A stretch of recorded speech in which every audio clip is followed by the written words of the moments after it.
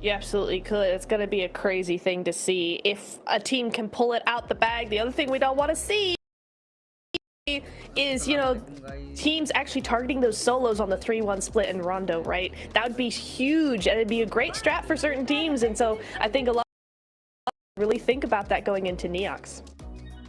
Well, let's see what's gonna happen, folks. First game of last chance, it's Rondo. Are we gonna see the craziest hot drop in esports history? It's Rondo. Are we gonna see the craziest hot drop in esports history? Or will these teams let fate decide? John Allen and Blake, let's see.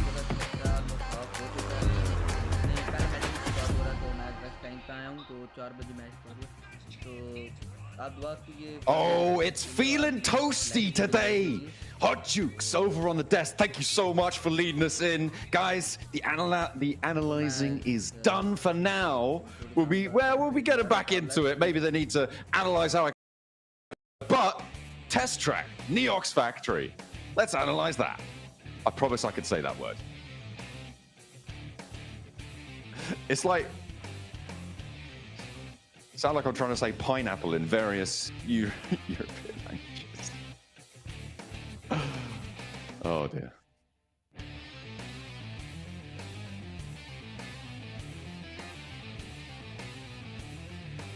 Oh, I think there you go. You were actually absolved of all of that. You're absolved of all of that. Yeah, you're absolved of all of that. Yeah. Okay. It just sounded like you're fine with yourself. What happened there was basically like a small raccoon came to my room and just like wrapped himself around the mic. It's not my fault. Let's talk about the hot drop because it's happening right now. We can talk about your raccoon later because Arcred drop it onto Neox Factory. They're popping off on the rooftops already. It is going to stay toasty here. Ramsey's around the corner, finds the first with the auto shotty as well. Pops the reload, looks for more, but is set down across the way. Hardboy wants to control the angle, may be able to find the defense on his teammates. Loops are here as well. Weibo wants to play the top of the tables, all desperate for that Ascension, and Snowix. 2 more rounds, 1 more shell. Not gonna matter. Pick up a resupply there. Is able to finish off 2 points early for the Boars. But Weibo in a circle. Geeke, Loops all sit around this area. You can see though the flash, they didn't care for it. They did not care for it. So it was still a pretty big hot drop. Not the hugest we've seen, but still a lot of teams dropping here. And it seems to be teams and squads that really want to shake things up a little bit. Weibo is definitely an interesting one. I think Weibo is probably the more interesting out of all of that. It's very rare to see Weibo actually drop towards Neox. So a little bit of extra aggression from this team is curious. Now, yesterday, if they were watching back the games, they would have seen that the Flash actually got quite a lot of points off the back of Neox Factory, just as like a solo or a duo who were just holding out players as they attempted to leave from Neox. They are now just down to Order, but I think that if you want anyone, it will be Order. Yeah, and they'll be getting themselves back up very, very quickly off on the recall. Meanwhile, Wolves over on the northwest side of all of this chaos, close towards test track. Doran on the inside. No elims yet, but a knock found. Not going to find the rest, though. And that's going to be Geeke can get back up to 3. The Wolves denied an opportunity to earn some points in a circle, losing another. The Boars doing pretty well so far on this hot drop blank. They've got 4 elims on the cards. And Seven actually has highlighted something very interesting about this hot drop. He's put in our group chat, the 7WG, by the way. We're in a group chat together. No big deal. But the Falcons, they've backed off this hot drop. Yeah, they opted not to go for it. They headed down towards the southeast side, towards Tuling. I mean, to be fair, the Falcons have been losing this multiple times. So why risk it? Try and just play that late game. I think that the Burmese Schools, right, they're in 6th place. They're doing fantastically well from that position. How to find this Elim? That's the real question. But I think Falcons need to play more like the Burmese Ghouls. I think that you play to your strength, and Burmese Ghouls' strength is that as a 4, they're really good. They can close out end games. I think Falcons are kind of similar. Burmese Ghouls, you don't see them hot dropping anyone because I don't think that they're extremely confident in their 4v4s and in closed spaces. But when it comes to controlling area, I think they love to do that. So yeah, I think for the Burmese Ghouls, they make the right choice there to continue playing like that. And Falcons, if they are able to emulate, they'll do well off the back of it.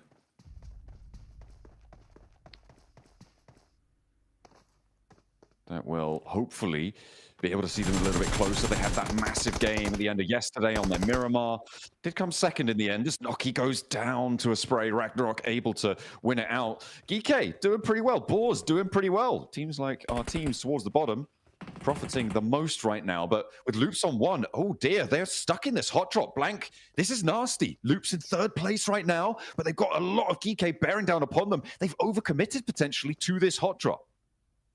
Yeah, it's a big overcommit. It's probably come from the fact that a player on the outside got knocked down. And this is the risk you run a lot of times. Even if you go for the 3-1, there's a risk that your player on an outpost does get taken out. And on Neox Factory, I think a lot of teams are kind of willing and understanding that likely all 3 of their members are going to die in that location. It's very rare you win that out. And if you do, I think you also understand that you also got a little bit lucky to win that out. The challenge in a circle. Are going to win it though. They are still as 4, and actually IQ still stepping in the Neox Factory. The rest of IQ, they're all the way out on the northwest side. Blank, they've got a recall out to the northwest side of the circle, so it is just IQ seeing how many points he can get. Team Flash also racking up 1 or 2 against Influence Rage. This is after a rotate as well. The recalls might be a little bit shabby, but Team Flash going to keep themselves nice and topped up. But Gen G around the corner. In the meantime, though, it's still, in my mind, all about what Loops are going to do here with Vitinho wanting to stay alive, probably more than anyone else right now on these hot drops. Weibo? Yeah, that is crazy. I was going to say that Alter Ego fall into the trap of letting Rosemary die first again, but there is an immediate clapback from the rest of the squad over towards Weibo, which gets a little bit awkward now, right? Where you have order. And I think that the rest of the players, that they were quickly rezzed actually on Weibo's side. Not sure about Alter Ego though. I think because they diverted, they are struggling now. A nade in from Vitinho, again looking for order. Finding these last few stragglers in Neox Factory would be brilliant. He's able to find another. The rest of his team are now back. Where did that recall come from? Okay, sneaking that one on through. Loops able to stay up as 4, and that is huge news for them. We're going to cut over towards the Gen G fight with Team Flash right now. Both teams have got an outpost not committed to this fight, but Claws coming in actually commits Gen G fully to this engagement. With just tops remaining, though, you've got to think this is probably going to go well for them. They may lose 1, they may lose 2. But they can't afford to do so. Tops hopping around on the pagoda. Looking for the shots down the stairs. It's lined up and it will be Tops going down. Flash with 1 on the outside. They're going to send out for those recalls. Bozo can see if he can catch a player lacking. Maybe being a little bit lazy on the hold there. Rest of the Flash are going to get their players back in action. Already got a boatload of points. Taking down the majority of Influence Rage, not before they got that recall off. That's all the way towards the eastern side of the map, though, so a little bit of a longer rotate for Influence Rage because of that. I do think that the Flash would like to reclaim this position, and I think that the players are much closer than Gen G maybe assumes. They are back up for Team Flash. Correct. Staying as 4. Vitinho, we're back on board with him, and he's still got his teammates, but he wants to keep scrapping it out. He's on 4 elims already. Well, the team is on 4 elims already, and the nade should bring them up to 5. I don't think Geeky are going to be able to get this res. It's quite a long path, and the cross is treacherous. He's out in the open, though. Oh, just about makes the cross. Has to hit the deck right behind it, but crawls away. Doesn't quite connect to the cover. And a little bit overzealous on the run out there. A nice pickup for Geeky. There's a great fight going on, by the way. Is that the Flash actually do find the shots over towards Gen G, and Gen G were caught slacking there. In the meantime, the rest of Flash are also taking a fight with Papra Supermassive. So the Flash is putting up points left, right, and center, currently in 2nd place. So definitely trying to redeem themselves from their Group Red performance, because they did perform very well. I think that they slowed down quite a bit towards the end of that tournament, but I also do feel bad for them on that final game where Weibo essentially sees them, realizes that's their only hope, and they were suddenly injected with this warrior's will to take down the Flash. Ended up being E-Arena able to get ahead of both of them just because of how focused Weibo was on taking down the Flash. A team that's closest to getting eliminated right now is Papra Supermassive. With the circle shifting southwest, Kamikaze is trapped between Inner Circle and Boards. He is probably going to be able to make it out, but it's going to be dangerous on this northwestern edge. One player left, and he's darting out for a recall. In the meantime, Team Flash still hunting down. Zeus draws short. The momentum on the vehicle, not quite there. Loops again, getting those recalls on board, but Kamikaze for Papra Supermassive yet to pull his team back to their full four. Not too sure what he's diverting for. Maybe worried there's a player camping out on that recall, or wants to go for a different one, potentially on the western side. In the meantime, Zia still under pressure. Will go down. Sprays from Claws, and neither team can get away from one another right now on the northeast side. Yeah, definitely struggling. I mean, it's kind of a back and forth here where Gen G's able to catch the Flash, and then suddenly the Flash is able to catch Gen G. Both of them not quite respecting one another enough. Bose doesn't quite find the first shot, so has to back off. There's a nice tag on the side of the car there. Will immediately go for the flush, and that's the correct play. Does limit the Flash's potential. There was also a shot down the hill. Usually Zeus high and dry, and now Win needs to send out very quickly. If they can get ahead of this, though, they can get over towards Bamboo and actually pick themselves up the recall in front of Gen G. But they got to be quick. That's what they're doing right now. Win is already on his way. Gen G not quite close enough to stop it. GK, they've got 6 elims so far, Blank. As the recalls do come through for Papra Supermassive. They were branching out to the recall just northwest of Yao Tin. And they will play in there rather than playing up from the northwest side. I suppose you know there's a lot of teams around the area. You want to rotate further south. Why not do it as one? Save the damage from the blue zone for the rest of your roster. Playing on that side. Circle. On your screens, you could see there's the recalls for Team Flash on the northeast side. And Gen G do need to be careful on their step-in. Will not be free of danger for them. We'll see where we're going to go. A little bit closer to Stadium. Alliance in the middle. Alter Ego. Control. A recall beacon inside the zone. That is a pretty powerful spot. It's great for Alter Ego, and it's going to be great for picking up stragglers as well. There isn't all that many in this squad at the moment. We have 64 players, which I know, very surprising considering the amount of limbs we've seen go through on our screens. Weibo is rotating off towards the western side of this ridgeline. Fair enough to them. And the Burmese ghouls once again taking advantage of this big old stone pillar, which just seems to be like a lot of teams are starting to realize how strong these things are. Very good at isolating sightlines. You can also wrap around it multiple times. Only trouble is that sometimes you open up sightlines from other squads, but it can be a very fantastic team fight tool. Looks like they are backing off. Godspeed does have an anchor off towards the eastern side of the circle. It is in the fields. To be fair, I've not really talked about this too much, but we are heading over towards the fields, by the way. We still have Stadium in play over on that north side, which has a recall beacon right in the center of it. It's a bit awkward to get in there to get that done as a solo. But right now, yeah, I think the fields are such a tremendously awkward area to play. Alter Ego is attempting to contain more than, I think it's 2 compounds right there. I believe it's 2 compounds that are holding around the recall beacon. So they have the majority of control. This could be a great game for Alter Ego. I mean, and what a time to have it as well, with the top 2 spots so hotly contested. Remember, there's only 6 matches to play today. Getting a massive dent in your tally would be brilliant. That is what teams will be looking for. Big matches here. And for a lot of teams towards the bottom, right? Obviously, with Alter Ego being a center point, we're talking about them. But for a lot of teams towards the bottom, this is the last chance to come up big in a match and jump up to even give yourself an opportunity to chase towards the top 2 spots. I mean, for Geeky, 6 elims at the start. It's great, but they need to get, 20 pointers here in order to jump back into competition. It's just not happening in my eyes, though. It's really not. And on the east side, they're going to have a tough time pushing past both Burmese ghouls and Team Flash. I think my biggest issue right now is that the Flash has 6 elims, Alter Ego has 4, and a strong spot. And the Flash, I feel like they're not slowing down, they're not stopping. They're starting to cut ahead. Even the teams that I think would be chasing is like Weibo, for instance, and they've got that strong position over towards the western side. Great shots from Flash again. Bose takes down Kevin. Geeky kind of backed off that position on the northeast side now. definitely struggling. Even Burmese Ghouls getting involved over towards GK. But yeah, I think the Flash is just getting ahead. And as our Alter Ego, I think Alter Ego maybe even gets the chicken dinner this game. In which case, it becomes so difficult. Because even the teams that are down towards the bottom looking to chase upwards, they're not in the best spot to do it. That is rough. That's a very hard shift. But even so, Weibo in a circle, two teams that are towards the top of the tables anyway.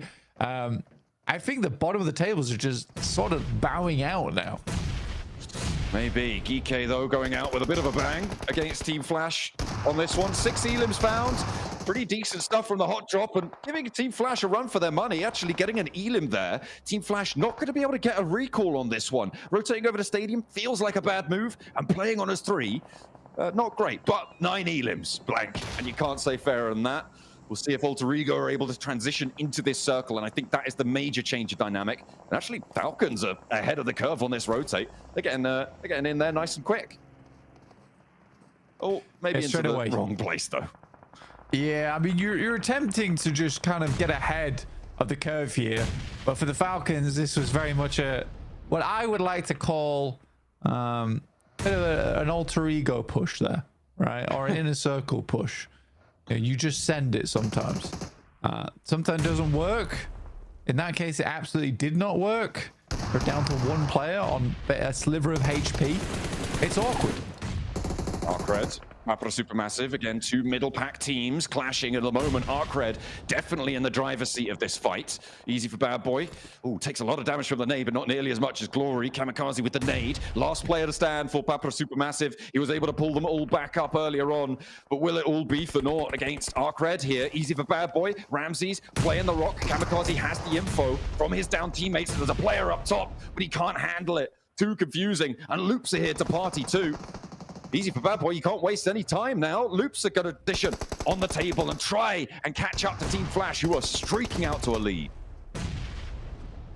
Ramsey's backing off here, but is going low on the sidelines. Some great nades at the moment from Loops.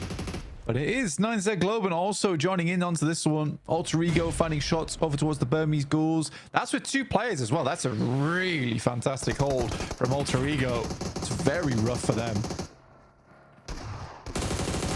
Over the loop from 9ZG. Ravinia caught out on the smoke peak there, able to find the back of an enemy. Spray down a range with the auto shot. He turns in for more. There's an off angle. He's all a 360 spin right now, but only just about able to be handled. Remix now looking for the challenge, and Loops may be drawn short. The picture is with the Burmese Ghouls and Alter Ego on the bottom right of your screen. Is Vitin jumping on through, and Arcred able to find the last player of Loops. They will fall down. The chase is stopped short, and Arcred the ones to do so. 9ZG as well played their part.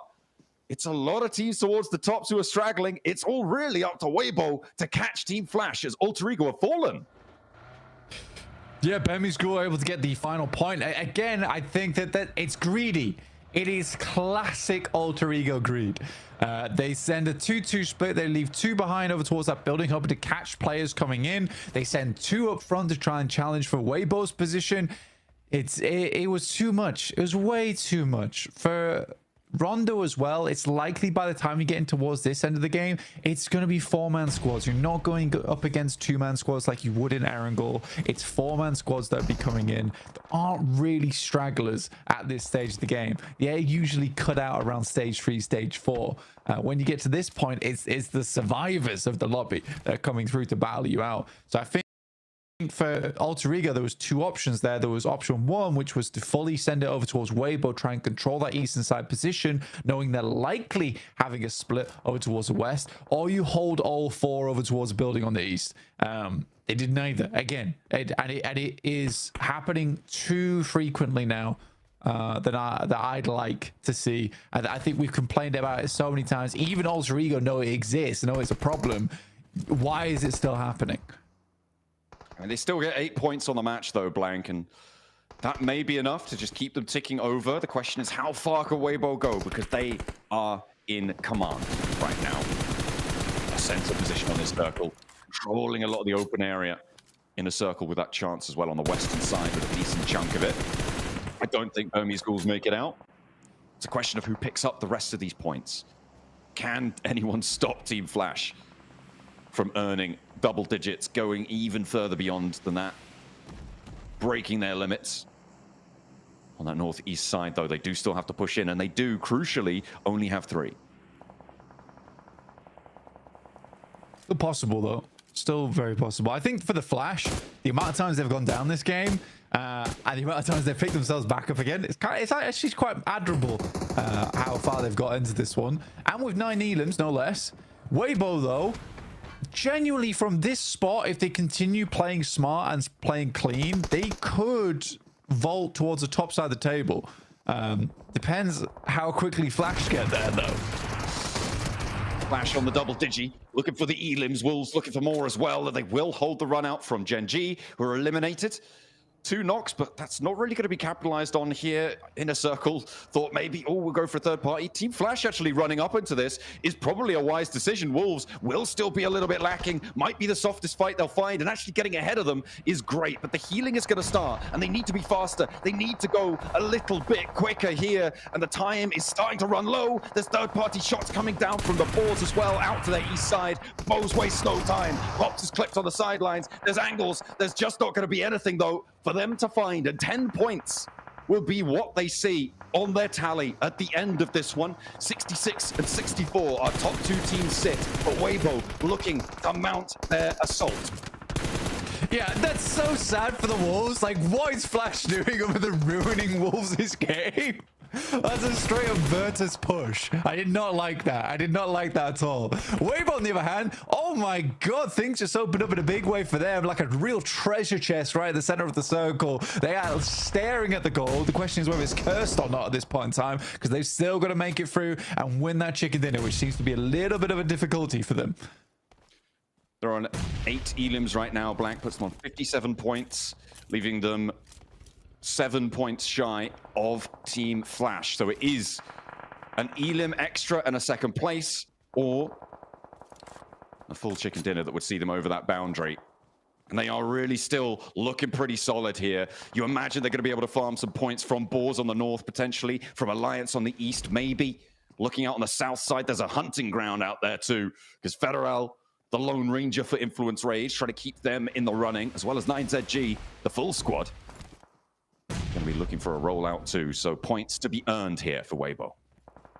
If you asked me yesterday about midway through the day, I would have told you that it's very unlikely we're seeing a second PEL team getting in towards the grand finals. But I think genuinely right now, it looks possible. Weibo's being a lot cleaner this game. Less mistakes seem to be happening here, and they are focused. They look laser focused on this match. Very, very clean fights, very clean holds on the areas that needed to be looked towards. I think right now, I like this 3-1 split they're going for. I think they understand there's a lot of teams that want to work their way through on that south side, so they can deal with that first. Our creds, yeah, they're going to go down there. And the placement points start to kick in now. For all our lone survivors, that's potentially big news. Single points can make all the difference. Influence Rage lose their final player. We were wondering how long he was going to stay alive, and Federal will draw short in 7th place. Our Brazilians still next to each other on the tables. Alliance picking up another point. And again, the placements start to stack up, but Weibo yet to get another elim so far. Boars and Alliance in a bit of a deadlock, though, on the northern side. And Inner Circle could change all of this, Blank. I mean, Inner Circle being on the west side, we haven't talked about them too much, but they hold a pretty strong position. I like that Noki's already moved up. I think Noki doesn't get enough credit on the team. I think a lot of people focus on Falak a lot, but I do think that Noki is an insane player. On a solo angle as well, he can be so tremendously problematic for a lot of squads, where you can get 1 or 2 elims before you even tag a shot onto him. So Noki being this close to Weibo does worry me a little bit. Made over the top, and they are looking to rack up these elims up to 9 now. And a second place would draw them even. Order with the challenge. 33Z goes down. Order taken out as well by a nade. And 9ZG not going down without a fight, but Coligoat steps on a landmine there, goes up. And Sook is able to land it. But the sprays are coming through, and Weibo have lost a player now. Inner Circle starting to take command here, Blank. Maybe it's not just one team looking to jump up into top 2 here. Inner Circle still with that chance. 2 more elims and a chicken dinner would draw them level as well. Oh my days. And they found Sook. So annoying. So it's happened so much with Weibo. It's unbelievable. Where they'll just keep walking out into the same angle that they just got shot from. And it's happened too much that I will forgive it anymore. This happened before, and I'm like, that's the heat of the moment. That's the heat of the moment for the boys. They're struggling. But it's just happening again and again. Funnily enough, it's happened the most versus Inner Circle as well. This is a great push from Inner Circle. Easy peasy. And like I said, Noki finds 2 before you even know it's happened. And I am proud of the boys from Inner Circle here. This is a great push. They absolutely deserve the win off the back of that. That's a nasty nade from Olio, though. Might have been able to catch that one coming, but I think he had his eyes on the inventory there. The Weibo curse. The focus on the boxes a little bit too much, but Alliance can't push over because of IQ's position, because of the backup that sits there, and because of the Boars, keeping them crunched in. But the Boars have to move now. The blue zone's going to start to move. Havlik breaking out wide. A push forwards. The fight for the middle of the tables, trying to move up. Boars on 8 elims already, Blank. Alliance only on 3. The Boars could make a massive dent in their approach as well, with a big game here. So a lot of moving parts.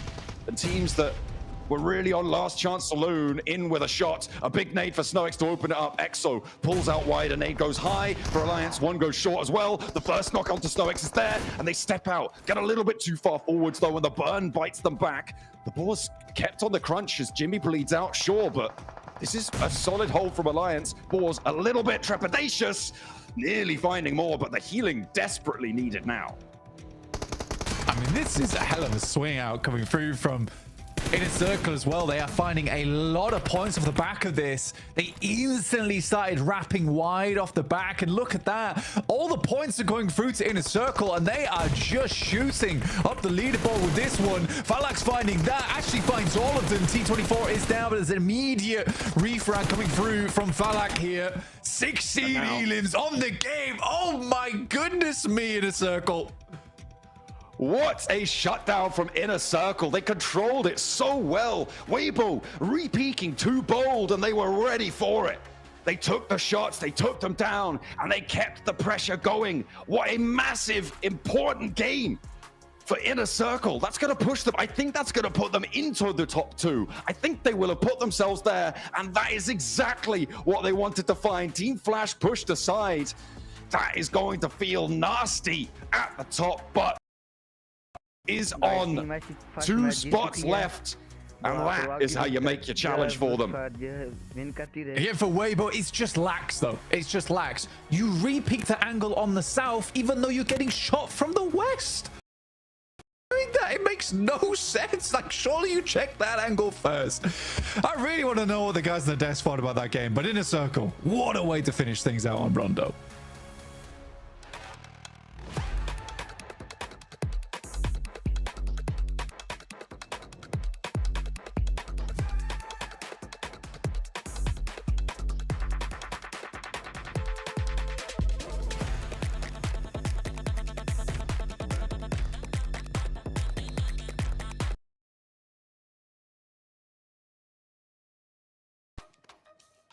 Inner Circle, are you kidding me? 17 elimination chicken dinner off the rip.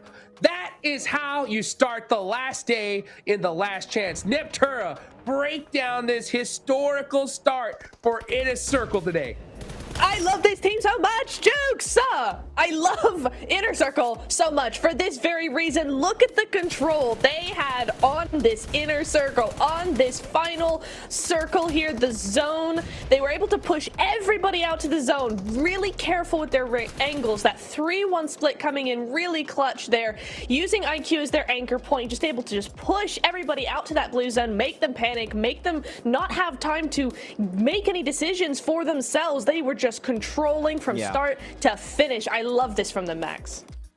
I want to echo a point that Blank had earlier on in this tournament about Inner Circle, which is we were seeing Falak pop off. We were not seeing the rest of the team. T24, 6 eliminations. Noki, 3 eliminations. IQ, 3 eliminations. This is the Inner Circle we were waiting for, and they have showed up big on this Rondo game. And you know what? the good rotations down to the recall, right? Niptura, they had the recall from T24OP next to Bailey, northwest of Rondo. And that allows them to avoid any big early to mid-game skirmishes to get control of this open area on the west of these finishing circles. Oh my goodness, like the entire setup was just so well executed, like a well-oiled machine. Yep. And they wrap it up well. Like the third parties at the end there, beautiful. What I love so much is that how careful it all was, right? They didn't full send anything. They used the terrain to their advantage. They made sure that they were able to just get exactly what they needed without any risk themselves. And I love that from them. And I just love as well what we saw here is like they were backing off of the hot drop as well, like just well backing off, making sure that they had exactly what they needed and weren't getting too caught up in those big fights. So I really appreciate that from them, and they were able to actually be able to set up a much better game for themselves without all of that. Yeah, I mean, this game was just amazing. You know what? I said it already. I wish we had 2 rondos per day, man. Oh, These so matches bad. are so fun. I know everyone's been like, oh, we don't want rondo in esports. And now I see everywhere people are like, yeah, Rondo is actually really fun to watch. It's actually really good.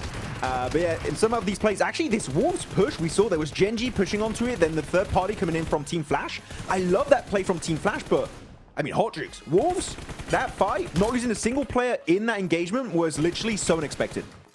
Yeah, I mean, it was so clutch for them there. It's just right there towards the end. After all that fight is said and done, they try to stand her up with a circle, and Weibo just had such a beautiful position on the high ground there. 27 points, though, from Inner Circle. I'm telling you, all this team needs is to get 4 players in the final circle, and they're going to make it happen here, guys. They were in 7th place, Maxman, before the day started. With 27 points, this is gonna like take them to infinity and beyond. That is insane. Yeah, the demons from Pakistan have arisen in this. Well, it's not the Gauls, but you know what? Well, I can steal that and use it for Inner Circle this one. But you know what? We're talking about the big squads at the top of the leaderboards getting points. Inner Circle, Weibo, Flash. You know, of course, some really good double-digit games. But Boar, Niptura, they were standing in 11th position before this match. 25 points. This game alone puts them in reach of a top 2 position if they keep getting good points on board. So Boars, perfect timing to get a decent game here. Yeah, really nice from them. Again, I mean, it goes along with the lines of what we were saying, right? That Rondo is kind of the make or break game for the rest of the day. And I really enjoy seeing Boars take advantage of that and go, listen, this is the only map that we get a second chance. You know, we get do-overs if something doesn't go quite right. We get that recall. So let's just go for it. I love to see that from the Boars. Hopefully we see that in the next few games as well. But you see the MVP, I mean, it's got to be Phallic. Of course it has to be. 5 eliminations, 11, nearly 1,200 damage on his own. I mean, that just goes to show you he was farming teams left, right, and center. Look how he's just looking into that camera right now. I know. He scares me. I don't want to be in the 200-meter radius of this guy, or you're dead. But you know what? We're talking about the teams that did so well, also just like Boars. I was actually very upset with 2 teams, and that was Weibo and especially Alter Ego. Sure, they got a few points on board here, Hot Jukes, but Alter Ego in particular, why are we doing this mid-game 2-2 split versus Burmese Gauls and Weibo? Commit to a fight. You know what? I genuinely don't care which one you pick. Commit to it as a full squad, and you might be able to actually make it to Weibo's position here. As Inner Circle, they take away first place in the first match on Rondo. What? What? What a job! Are you kidding me? Yeah, when I saw that 2-2 split from Alter Ego, right? I was like, this is a 30-point lead play here. You know, like if you got 30 points on the lobby, then you can kind of do that kind of thing and get away with it. But you don't got that kind of lead, and that lead is gone. See you later. You ain't even in first place anymore. Now you're the team in the hot seat. Game number 1. This is what I'm talking about, guys. Niptura, last chance. This is what it's all about. It is. Inner Circle were in 7th place beginning today, and in 1 game, they've not only got to first, but they've actually got a fair bit of a lead, right? What is that for? It's 7 points. I mean, it's not a lot, but it's more than AE and Flash right now. It's more than Flash and Weibo right now. So what a game from them. I mean, we're not going to see those same kind of numbers coming in on a Wrangle, but if they can get a back-to-back top 5, top 3, they're set, Max. I think I did see there was a little bit of a point gap being created between 4th and 5th, if I'm not mistaken, like getting around 10 points. There is a bit of a cushion being built here. It's not a massive one, but it's still something sizable. But all I want in a circle, don't rest on your laurels. Great that you did so big a jump here on game 1 going into first place. You're not comfortable still. We need to see, of course, a follow-up going into the Erangel matches, where Erangel for them yesterday, Niptura, they didn't get too many points on board. They got like a very low elim 3rd place with, actually, was it? No. Oh, yeah, it was the 3rd place, but it was still 10 elimination. Actually, I got that number wrong. An extra 0 there, so quite impactful. But it's going to be tough because, look, Flash getting so many points too. Weibo getting a ton of points. Alter Ego able to at least get into the mid-game stage. Erangel is going to be do or die for some of these squads. No, it is absolutely. Weibo as well with that, right? They did get to the top 4 and they did get a lot of eliminations. It's just that they faltered in the last bit. But again, that kind of performance is something we want to see coming into those next games. So Weibo is still a threat here for sure. Neptune, I have a question for you. Okay. Yes, sir. When it comes to Inner Circle here, okay, the strategy, obviously, with how behind they were, right, was go aggressive, get a ton of eliminations, win the game, right? They did exactly that for game number 1. Now they're in the lead, okay? Going into Erangel, though, what do you feel would be the best bet for Inner Circle here? Do you stay aggressive? Do you try to soak up some more points and kind of segue? Or now that you got a little bit of lead, just try to stretch to that end game and conserve and get some points? What would you do in the situation? Honestly, I would ask them to just play exactly how they played that Rondo, because they kept to themselves. They weren't over aggressive. They were very careful. They made the decisions they made and they stuck to them. And then those angles coming out in the end game, the timing of the end game was so on point that they cannot go wrong if they just continue to do that. So just do the exact same thing would be my advice. For Weibo in particular, I said I was also a little bit unhappy about their game. They just delayed their fight versus 90 Globen, and then Inner Circle were just able to make that push and third party it. Weibo, I want to see them be a little bit more proactive with when they pick their fights, and if they do that, I think here they could have got easily maybe even a 2nd place, but they were just not quite quick enough, Hot Jukes, to take away that podium position. Oh, you better be quick on your feet here because there's only 5 more matches left to go. Let's get into the first Erangel of the last day of Last Chance. Let's go ahead and take it on over to our casters, John Allen and Blake.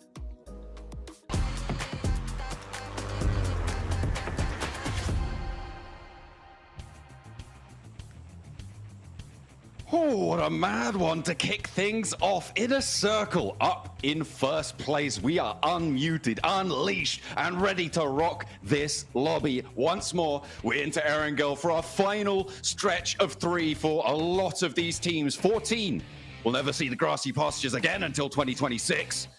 So let's see who's going to make the most of it. Are they going to be able to hold their top spots? Is that 2nd place going to be as hotly contested as we think towards the end of the day? Only time will tell. And let's get cracking. It's quite a few teams right now actually chasing for top 2. I'm kind of surprised by the amount of teams who are in close contention for it. Usually at this point of the day, you're starting to see at least 4 teams break away, but I still think there's around about 7 teams that can still make it in at the moment, or with a fighting chance at least. I think after our next match, match 3, we'll start counting some teams out. If I'm honest, we'll start counting some teams out. It looks like we're getting a hot drop straight away, though. It is Alter Ego immediately getting harassed here by Papa Supermassive. Great spray down from Rosemary. You expect nothing less from the guy. I mean, this is a good start for Alter Ego. This is very, very dangerous stuff for them, though, after getting pushed down to 2nd place. You can't really afford things to go wrong for you, but it's all going right. Krypton on the window doesn't get taken down, and Papa Supermassive really suffering now. As the hop in for Krypton, he's on the chase, he's looking for more, putting pressure on. Rosemary has fallen. You do not want to let this one get flushed away. 2 players go down as well. Snake keeping things under control, but Papa Supermassive losing their players. Alter Ego fighting for their 2nd place. Up 3 elims, and now just 1 player on the rooftops. Kamikaze, was that with the bow that he got a double knock? Does he think he's Sook? What's going on here? Kamikaze, put that one back. You're not in Weibo. I know. He's going to drop down, though. He's going to go for the rest of the fight. The spray down with the UMP. He's hopping in. He's up for the window. Snape controls it. Snape explodes at his feet, but it's not going to do the damage. And he will find it. Papa Supermassive fall, and Alter Ego cling on.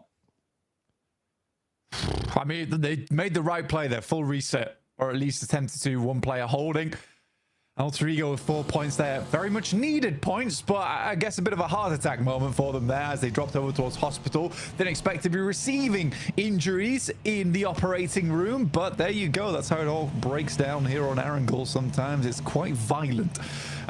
But we do have a northwest circle over towards Ruins, which is unoccupied at the moment.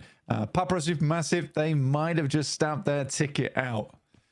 We do have an interview coming up very shortly, and I believe that it will be with IQ from Inner Circle to get a little bit of an insight into what's going on over on that squad and how they're feeling after that massive win. Welcome to a quick report with the 7WG. I'm here joined by Falak from Inner Circle, putting up 1100 damage, and with that performance, pushing yourself up to first place. I want to know, you guys made an adjustment in Rondo in regards to the solo player with the 3-1 split. You made sure T24 went further away. What led to that decision? We just went to Neox so we can take some kills, and even if we die, T24 will just recall us and we will loot and belly and just rotate. And then zone favored us, and it was a very good match for us. That's it. I mean, I wouldn't say Zone just favored you. You guys, the timing was great, especially with WBG. As I mentioned earlier, you're in first place. What can you do to keep this momentum going and maintain yourself within the top two? We are very confident now. We will just try to play good and continue this momentum so we can qualify for grand finals. Inshallah, you'll be in grand finals. You got T24 performing. You're performing too. Everybody's performing. Let's see how Inner Circle can continue on the last day of Last Chance.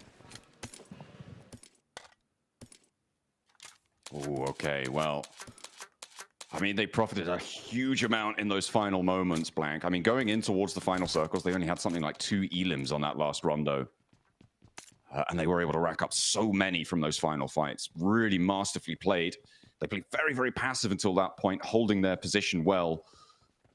But now they're on the Millie Island, and they're going to have to transition north. So get that loot on board. Get trucking, because your destiny's just across that bridge.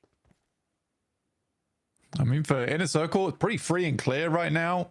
On the south side, no one really challenging them on Sosnovka, so an easy approach over towards the northwest. Gen.G are holding Western Bridge, though, so a little bit interesting there.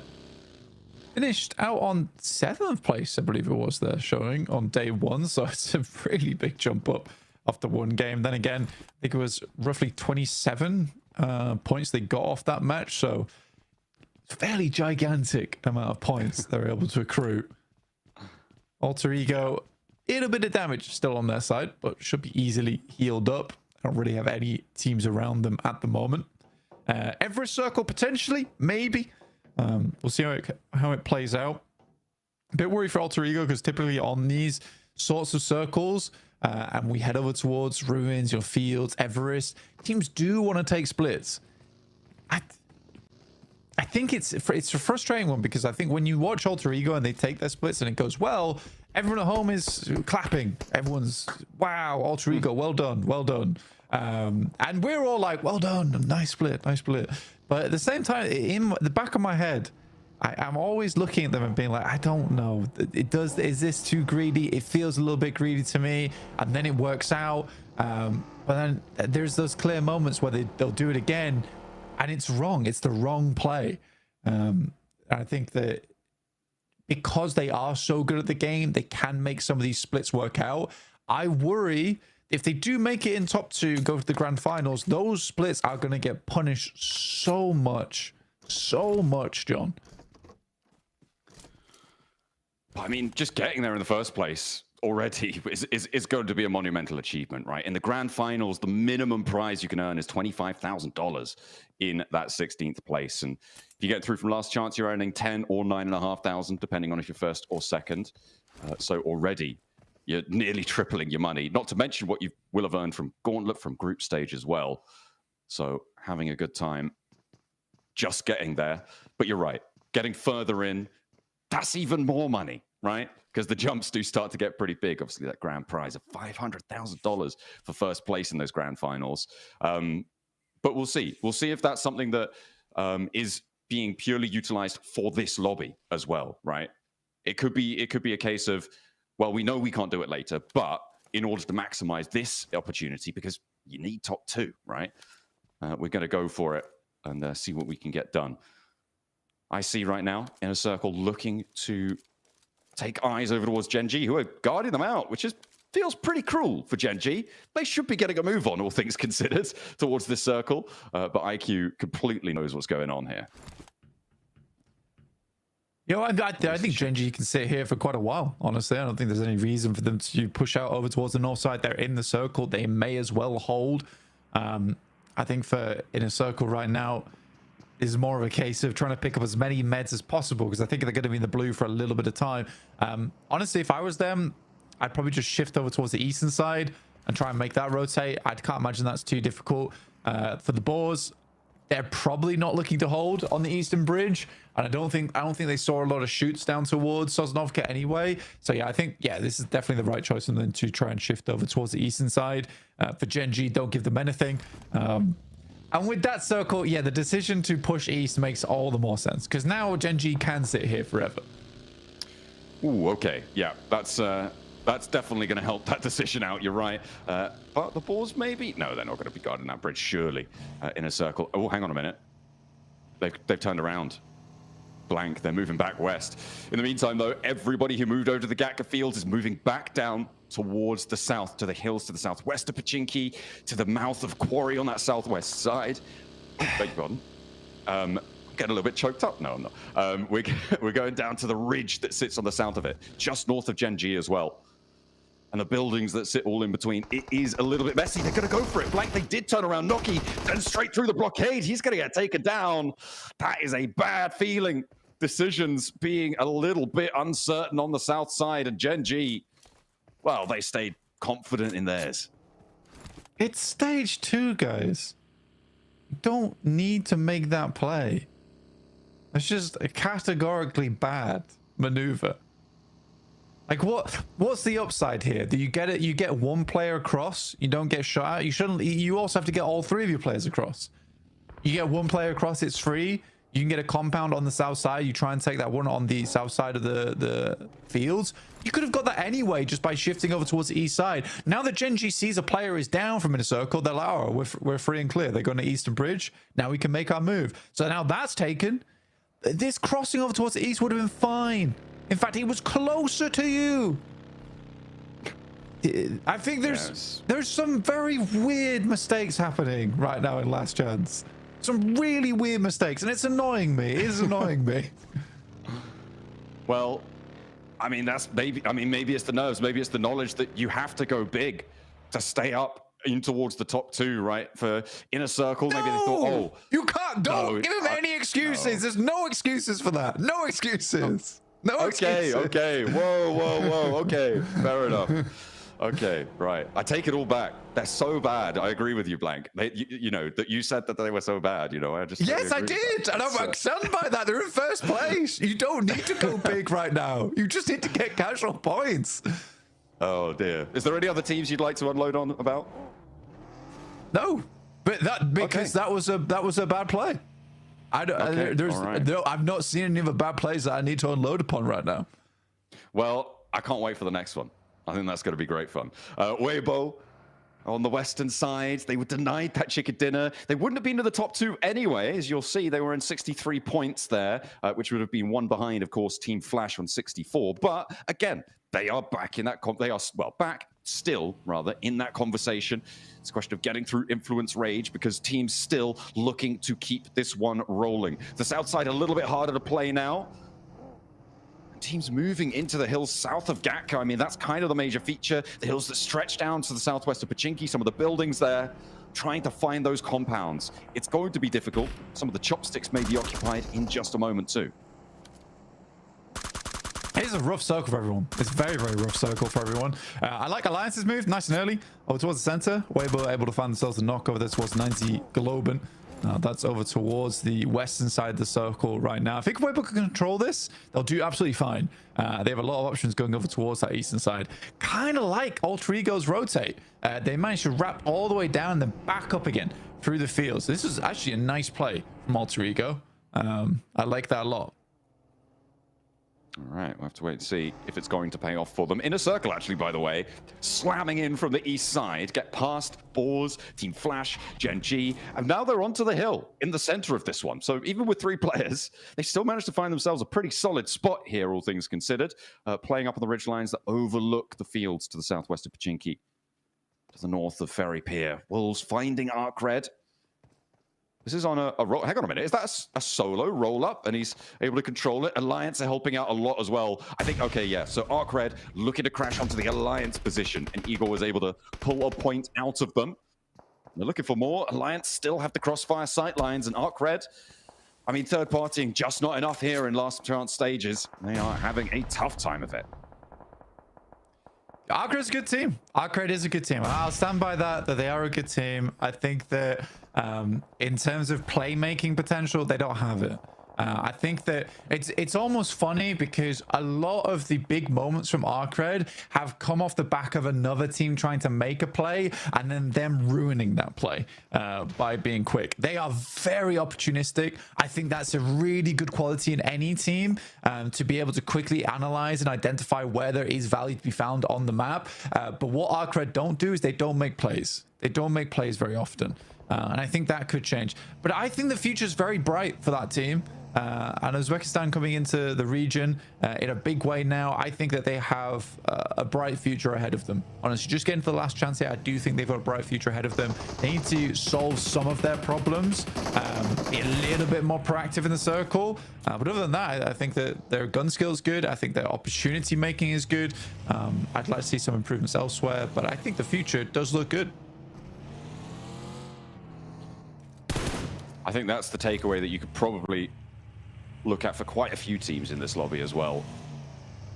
As we said before, you know, we'll criticize a lot of the plays that these teams make, but they're trying to make them against the best teams in the world. So sometimes it's just not going to work out, not going to go your way. And even getting to this point is a monumental achievement for everybody here. They are deserving of all the reverence that they are receiving, I'm sure. At least I hope, from their fans, from their home team, support as well. Alter Ego diverting one of the players that remains from 90 Globen. They are a little bit split and really down on their luck right now, having a very tough time. The circle shift west, and Alter Ego have the middle spot again. And for 90 Globen, it's sort of interesting. I think they were in the... they got sort of placed in the wrong house, right? If we're going by Harry Potter, when they got placed in Group Green, because it was such an aggressive lobby, but they were much more of a Group Red type of team, in my opinion, where they make these wide ramps, they play more chess, but it was so aggressive over in Group Green, and they took advantage of that. They really did. In terms of their rotates. Here, the teams are very much willing to make smart rotations, and 9ZG is struggling to find those entryways, which they found so often in the past. Nilzad is very lucky. He keeps taking shit down. This should finish the job, I'm pretty sure. Yeah. That'll do it. That'll do it. Loops are down, and they are starting to slip now, Blank. The Brazilians not having the best of time, but Influence Rage may be able to keep the banner flying over on the western side right now. As they still are in with a chance. They've got a compound, one of the few solid spots, but kind of crashable for me if I'm looking at a team like Weibo, although the question is, do they want to at this stage? And actually with Gen G bearing down upon them, the Boars also pushing in. I think Weibo have bigger fish to fry right now. Sook holding the first. We'll go for the flush as well. Weibo diverting Gen G, but they're going to slam straight in for the rest of the fight. Spray downs look good. Sook is down and actually flushed away. Gen G giving them a bit of a runaround here, but 33Z with the lineup. Spray down, blitzing Gen G, putting them in the blender. They are not to play the rest of this match. They'll get the res and play on as 3 for Weibo. They're challenging. Team Flash making their move as well, up towards Inner Circle, who've been on this position for a while. IQ split apart from the rest, and now Inner Circle playing just as one. A nice run up for Team Flash to claim their spot back, potentially, because it is still all to play for. Yeah, T24 last alive here. And it's an awkward position on the map to be playing too for T24. So open. You got this small dip. It's a tiny dip, essentially, to work with. But I think that he should be going down in the next couple of stages. Got a lot of this fielded area on the north side. We still have Chopsticks in, like we were talking about earlier with Geeky, holding that one. Influence Rage of a very strong compound over towards the northwest. Question of how long it stays in. Burmese Ghouls out of the field, though, fighting versus the Flash. Attempts to step up, but there is a shot there from along the way. The Flash continues to corral Burmese Ghouls into position. Known having the rescue mission sent his way, but Yatka steps into the firing line and they will tear them to shreds. The Ghouls having a tough time here out in the open. Ichi sending for the 4 wins now. And Team Flash happy to pick up these points. They've started to rack them up now, Blank.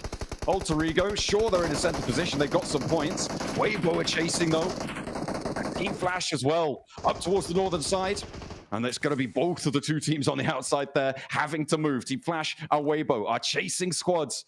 Looking to move things aside as at the moment, Inner Circle going to have a real tough time of it. T24, I mean, he's being spotted. He's being shot at. Krypton looking to take him out now. But with the 1 point they've earned, it's not the greatest of finishes. But is he going to get into a building? I think he might just. Oh, no, not quite close enough. Which one? To go a little bit further afield. Yeah. He's going to have Arcred to contend with. I thought that was empty. I'm blind completely. I didn't realize Arcred was sat on top of the roof. Yeah, no, absolutely not. Absolutely not. I think T24, like I said, is going to go down the next couple of stages. Very difficult to play the solo from this position. There really isn't many areas to play. And honestly, by this point in time, you even have these shacks, which are usually designated for like 1 player. Teams are wanting them. Teams are wanting them. Boars looking a lot better than recently. I think a lot of weight's off their shoulders, which is allowing them to play at a much higher potential, funnily enough. So kind of letting them go, you know, a little bit off the leash. And this is, again, a team that we were really not expecting a lot from. I've given them a lot of flack over the course of this one, but they have found some cheeky little engagements. I mean, they're not a qualifying team. I think it's still safe to say, but they've exceeded my expectations. And for that, I'm happy. Let's see if they can go toe-to-toe with Team Flash, though. Win does get flushed away, so Team Flash now on 2 players alive, and SnowX is on the swivel. Maybe they're going to exceed my expectations once more, because Team Flash having a bit of a nightmare here. Just the 1 player left standing, and Bose is on low HP as well. Really struggling from up on high, needs to connect, look for the spray downs. Alter Ego not getting stuck in either. They're busy fending off the southwest edge from Influence Rage. In the meantime, Weibo as well, suffering against Alliance. I mean, Weibo just crashed Alliance. Kind of respect this maneuver from them, to be honest. This is so much more aggressive than we've seen Weibo in the past. They're up to 7 elims on this game. And I think they're really feeling themselves here. After that last match, they made a couple of mistakes, but I think that they are having a big batter moment right now. They're looking for the home run, try and get themselves in towards top 2. As soon as you make that maneuver, you could have played a lot slower, just like Inner Circle, but they don't. They make this weird maneuver on the Western Bridge. I did not like it at all. But for Weibo, I respect it. I really do respect it. With 3 players alive, 7 elims as well. Let's hope they don't overpeak their angles again. That's the last player from Burmese Ghouls going down. That yesterday games looked pretty good for them. Influence Rage trying to move through Alter Ego. Alva able to find one. No, they're going to take Alva down, but Influence Rage get torn apart by Krypton on the inside. Law finally able to hit the drop shot, and actually it's now down to just Snape. The knocks are coming through thick and fast, and Law will be able to pick up these flushes. Alter Ego put down to Size. Will be playing on us too. The Boars are going to rock in from the eastern side as Team Flash, I believe they are eliminated on the eastern side. And the Molotov in from Law might just burn Alter Ego out of position, cause some problems, and Geek are here to play the revenge of the bottom of the tables. Yeah, everyone wants points on this one. Alva crawling over towards his teammate, but that nade is on target. Kevin will take him down. At least Alter Ego were able to get some points this game. We weren't able to quite track their rotation perfectly because we were more concerned over towards Weibo, who have now removed Alliance from that position, playing as a 3 in one of the big buildings available. Geek, though, continues strong. I think, again, a lot of our teams towards the bottom of the lobby, the weights are off. You know, we've dropped them like Rock Lee, and we are just going for it because it does feel like you have a little to lose now. Looks like Weibo have called in a favor of the circle to keep them in on the southeast side here. Other teams are going to have to move in towards the Falcons from the northeast edge. the closest to it, but the Wolves are really making their lives hard. With Doran still across the way, that's going to control them for a while, but he's on the far side of the circle, likely going to have to move. Arcred unwillingly sharing this compound with Weibo. And Water does get rezzed. Another nade on in. Maybe that's just the smoke. Maybe a Molotov, actually. No, okay, it does pop some damage there. Didn't quite see the cook on that. Order getting the healing on board. Arcred can't really afford to step too close to this one. Yeah, I think it was a sticky bomb that you sent in there. Ah, okay, that makes more sense. But 80 limbs for Weibo. Again, if they are able to push further, I think that does sit them over towards first place, John. If they can get like a third or a second. Alter Ego did push very far in this game with their 8 limbs. That's me. Snowix just runs them all down. Snowix is kind of insane. And we haven't had much good to say about the Boars, but Snowix is just a ridiculously good player. And I think that he does deserve a lot of credit. Weibo looking over towards Arcred, and they get immediately taken out. 5th place, I don't think that's enough.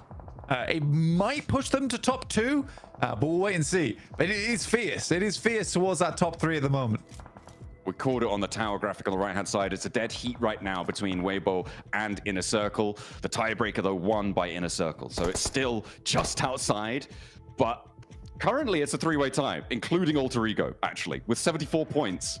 1st, 2nd, and 3rd right now. Team Flash, obviously drawing short. Burmese Ghouls out of the running. At the moment, the next closest team is the Wolves to try and jump on up. And they're quite a hefty chunk behind. The Falcons just behind them as well. Arcred and Geeky further still. Koa lands a shot over towards Doran. The Falcons have been trying to move forwards for a while now. They have managed to get into the next circle. The Wolves are struggling to find these shots because Coops is down next. If the Falcons, you're starting to... I'd start throwing smokes and start rotating over. You've got 2 knocks there. Now's the time to push. Clear out the Wolves. Slight delay on this one, in my opinion, but a great shot from Narvalo from the front line there. That should be the Wolves done. It should be going down, but they've got a little bit of tenacity still in them.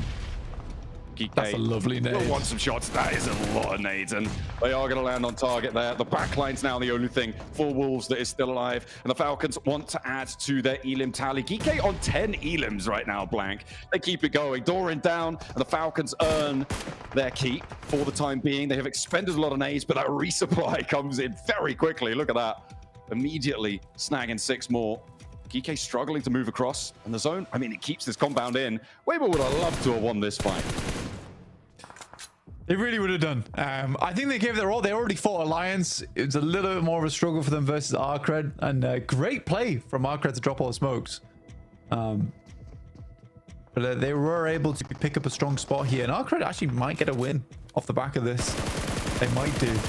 Depends how crunched they get between Geeky. Falcons nearly with a knock over towards Ragnarok. Arcred also turning the majority of their tension down towards Geeky, who are making moves and a little bit too late still. I mean, it's just not happening for them. But it's a bit of glory under the belt if you can find it. Ragnarok out in the open. Ooh, easy for Bad Boy, not quite spotting it. The Falcons need to move in too. Well, I think the setup from the Falcons is good so far. They're trying to deny sightlines from Arcred over towards them. And when Arcred needs to start moving out, they want to make sure they have the line down from the south side so they can shoot them as they move out from those buildings. And the Falcons don't really want to have to take this fight with Geeky. They'd rather Arcred took those shots and they steal away the points. It's like they don't have too much ammo on board either, John. Finally, making this push out towards the hay bales. That is a dangerous crossing. All the players inside the vehicle likely to lose at least one, but this is a haymaker of a crash. Oh, Alpha's going to be able to win the challenge, though, and actually, they're going to be able to fight. No, surely not. Oh, no, it's Narvalo, though. Don't count him out. Not until the end. Not until the very, very end. It's actually Ralph's going to get his own elimination there. That is unfortunate as the vehicle goes up. Narvalo now on the backstop, the only player for the Falcons alive. Arcred need to move out into the field, and they do just that. The smokes, yeah, it's not going to be there. Hardboy has the angle. There's no way he gets these reses. and they're all outside of the zone. Navallo out in the open. They will go down in second. A nice little crash down, but the explosion doesn't go their way. And Arcred claim a chicken dinner, Blank, to take things into control towards the very end on the open fields. Yeah, I think I would have preferred a 2-2 split in the vehicles potentially, but you know, hindsight is 2020 there. Tough approach. But a pretty good close down there from Ralph. Sad that the vehicle explodes up in his face. If that doesn't happen, it's a full reset on the team. It really is an unfortunate moment for him. He had to start running away a lot sooner. And again, it is just these tiny little micro maneuvers which are losing teams games. I think that you can't really blame Ralph too much there. I think that's the best we've seen him in a clutch all last chance. But it's a case of, oh, I've got to win this fight. And then you're not really thinking in the back of your head, I've got to get away from the vehicle. Yeah, it's really, really tough, especially when Arcred are still taking shots out. You're more concerned about your teammates. The Falcons, I mean, it was a good try. It was a good try, but they just couldn't quite cut the mustard this time around. Second place still might keep them in competition. The top spots did draw short. A 74-point dead heat over on the top.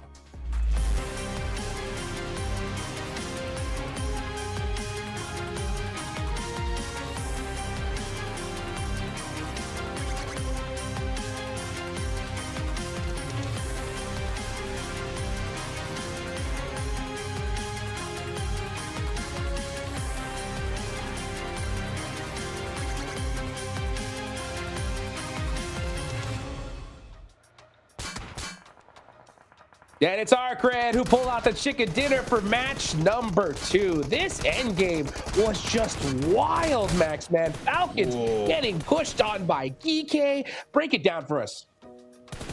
I mean, it just got a bit messy, really. I don't know what to add onto this. I get the idea of Falcons trying to go onto that fight to take the angles away from GK. The thing is, you're not even in a great position in the circle itself if you win that fight. And the rotations early game were great, and they're keeping 4 players alive until the very late game, that was one of the big points of improvement I wanted to see coming out from this team. But that late game push, I think going for GK here, Nipchiro, was maybe not the right option. I think there was another fight that you're thinking they could have taken earlier on this match.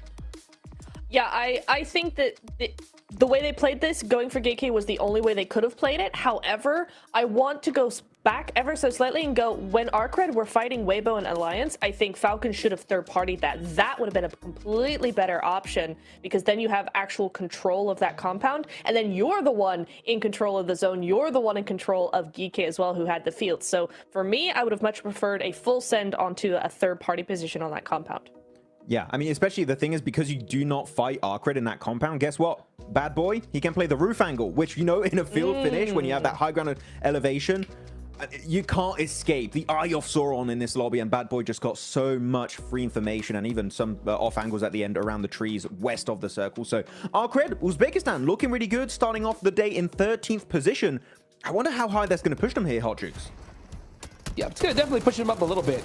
They've still got a long road left to go here. And the trial is only going to get tougher, because as we start dwindling down here in the last day, teams are going to be just that much more desperate. This hot drop, though, Max, man. Did we see this hot drop coming? I mean, hospital of all places? Yeah, he was trying to be Sook. And he's trying, though, talking about a bad play there. In a circle. They knew Gen.G were there. They scouted them. And they still send it. I mean, good on Gen.G, because I feel like that was a good idea to defend it, because you're clearing your back while trying to transition in the later stage of the game. But in a circle, why delay that Eastern Bridge rotate? That one did confuse me quite a bit. I think they were trying to pull a bluff and kind of go, listen, Gen.G definitely not going to be here. The zone's pushing them away now, and unfortunately that was just wrong, right? But yeah, they should have taken the Eastern Bridge. We saw, the Eastern Bridge. We saw them do that in the end, and they survived a lot longer for it. So yeah, that would have been the better play, just to go for that and full send that. But you know, again, just at least they only lose one, right? And they get further ahead in the game. So hopefully not too much of a bad game for them here.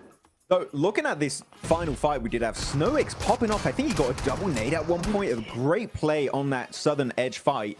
But unfortunately, he does get overwhelmed at the end. But yes, Snowix, the French. Always happy to see the French before. We got Navallo. Yes. And of course, now we do have Snowix on board for the Boars. They also did have a decent amount of points on Rondo. So that also could push them up significantly in the rankings, as we have the map recap here, seeing some of our top 4 team rotating around the battlegrounds.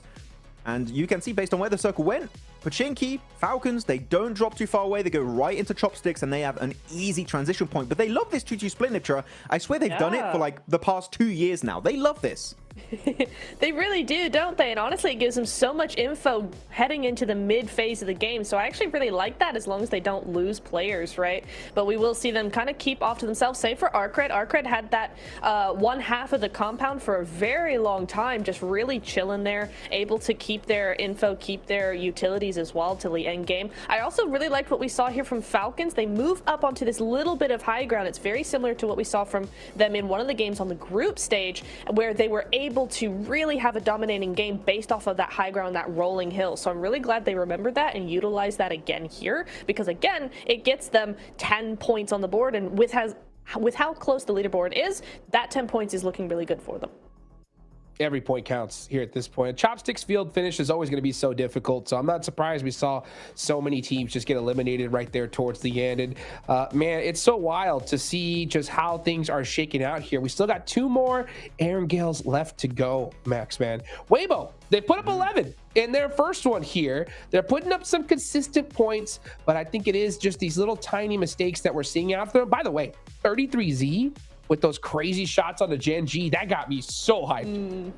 Yeah, I was like, no way, 33Z's popping up. It's so good to see, like, of course, when you look at this team, you're expecting Sook and you're expecting Order to be up there, but Hero and 33Z really coming in their own this season, it seems like, right, Niptura? They're really performing, bringing points on board. Genuinely so happy for them. Though, looking at the lower side of these rankings, I feel bad for one team, and that's Loops. Man, they were going for Crash onto Wolves, and they had 3 teams shooting back at them. They had Geek, Burmese Ghouls, and the Wolves. I mean, you're taking a 1v3 at that point. What do you expect? It's going to be tough. Yeah, I mean, it's the power of the field finishes, right? There's no angle from which you can hide. So unfortunate indeed, especially when you're going up against Bad Boy here, the MVP. Up on top of that roof, that compound is just so good for those roof angles, and you're able to just take so much advantage over those field finishes. So GG to Bad Boy, able to get up 6 eliminations here, Jukes. Yes, indeed. I mean, Arcred putting up some points. How close is the top looking, though, right now? It's looking pretty close. Pretty darn close. 3-way tie, folks. And the reason why IC is in second is because they got 1 chicken dinner. A is in first because they got 2. But Weibo is right there lurking right behind him. And not to mention, you got Flash pretty dang close. We are seeing a good, solid gap, though, between 4th and 5th place here, Max. Yeah, you have a 13-point gap between 4th and 5th. Is you got, again, that little bit of a cushion being built up. But I am fuming. This is so rough to watch, Niptura, because I had 5 teams that I was like, I think are favorites when it comes to make it in top 2, and I would like to see them make it. And that's Ultra Ego, Inner Circle, Weibo, Flash, and Wolves. And 4 of them are in the top 4. This is going to be a heartbreaking finish, man. That last Miramar, I'm going to be crying. Yeah, it's always heartbreaking when you've only got 2 going through, and when all of them are doing so well, as you said, the top 4 out of 5, right? And they're all so close. You've got the top 3 in a tie right now. Like, all of these teams deserve to go through to finals. We have to choose 2, and it's going to be so difficult to make that choice. Oh, man, when it comes to the Wolves, Max, they are currently 21 points behind that 2nd place spot. I mean, with how these top teams are playing, it's getting about that do or die point, at least in my mind, right? What do you feel the Wolves specifically need to do different in this next Erangel, considering they're so far behind? So before I answer your question, because very good question, Ragnarok got 6 elims with just under 200 damage. Stealing. What? That's crazy. That's crazy. In the game, he was stealing all the elims. But no, for Wolves, I'm really happy to bring it up. I feel like they're going for these kind of desperate positions. In this game in particular, right, in the field finish, they went for these sheds very early on, which they're not bad late game, right, if you don't have too many options. But here, Niptura, they went for their mid game. And that really locks you out of late stage rotational potential, because your cars are going to be spotted from like a mile away. You're going to pop the wheels on the buggies, on the Darcias, whatever vehicle you have, and you're not going to be able to leave it. I think that it would have been better to see them try and fight off for a POI, like a compound or that hilltop to the west, or even maybe to the east. That would have maybe allowed them to make it into a top 3 podium finish. But here, I think they just went for a desperate position that, as we see, didn't really reward them with a lot of survival time. I agree. I always hate when we see those plays being made in the mid game because it feels desperate and it feels like you're almost, now I'm going to be harsh here, it almost feels like you're giving up the game very, very early on, because once you're there, you're stuck there for the rest of the game. It's very few chances you're actually going to get through there. So I don't want to see that again. We've got 2 more Wrangles. Come on, we can do better than that. Wolves are far better than what that game showed us. So I need to see a bit more from them, Jukes. I'm telling you though, military is coming. Oh, let's see it. Let's see it. I want to see that desperation come out because some of these teams need these points so bad. One more Arangale match. Let's go ahead and take it on over to John Allen and Blake.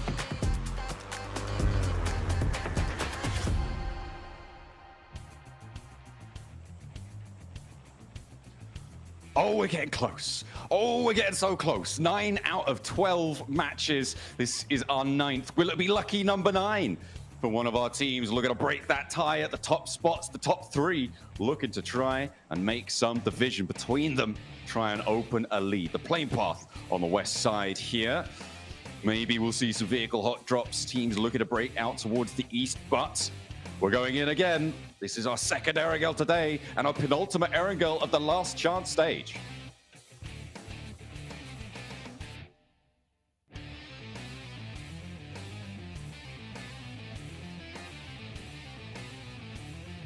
It's also the part of the day where I said that we can start counting out some teams who would not be making it through last chance into top 2. It gets really difficult at this point, John. Oh yeah, absolutely. He's going to be much harder for the teams at the bottom to start to make up that ground. The opportunities are dwindling. There really isn't much more time left. If you're not in the competition at the end of this match, you're not in the competition. I mean, of course, the outliers of, back-to-back 30-point games, but I mean, I don't think that's ever happened in the history of PUBG Mobile. I don't think we've seen a last 2 matches ascendancy in that sort of fashion before. We've seen comebacks, but they have been sort of over the course of an entire day, not just at the second part of it. So this game, crucial. I think for anyone maybe below 50 points, it's got to be very, very, very difficult to catch up here. And anyone below that metric will really struggle to catch up. And anyone below 40 points, it is just done. There is no way you're making it through. Second place, we're expecting it to be over 100 points, towards 110, could be as high as 120. It's very, very volatile, very variable as to what we'll see at the top of the tables. And at the moment, looks like we haven't got too many teams actually stacking up to that sort of metric. 110 looking more likely, maybe closer to 100. Yeah, essentially on this match, like if you are around the 45-point mark, you're looking for a chicken dinner, or to be honest with you, what you're looking for is 55 to 60 points. And that might give you a chance to catch up, right? For teams like Burmese Ghouls, Loops, Influence Rage, Wolves, these teams do have the possibility of making it in, but it does require Alter Ego and Inner Circle, Weibo, Flash, to stop doing so well in their matches, because it seems very consistent from all 4 of those squads getting towards a late finish. The Flash is lagging behind a little bit, but it is so close. Like, dead heat between Alter Ego, Inner Circle, Weibo is insane to me. All 3 teams with 74 points. I can't remember which group it was, but we had another group where it might have been Group Red, where it was 3 teams on the same points towards the top side and winning out on tiebreakers. Just insanely close this tournament so far. I feel like a broken record as well, because every single PMGC we get, I'm like, this is the most competitive PMGC we have seen. It seems like we've topped it again. Hey, we just keep getting better, strength to strength, It was very, very close. Yeah, back in Group Red, it was 137 in 3rd place to 136 and 136 for both Team Flash and Weibo Gaming, who right now are on 3rd and 4th place right now as well, which has got to feel like a terrible little flashback. And if you want to see Flash back, then they are going to need to break that tiebreaker. Some bad omens. Some bad omens for some of our squads at the moment.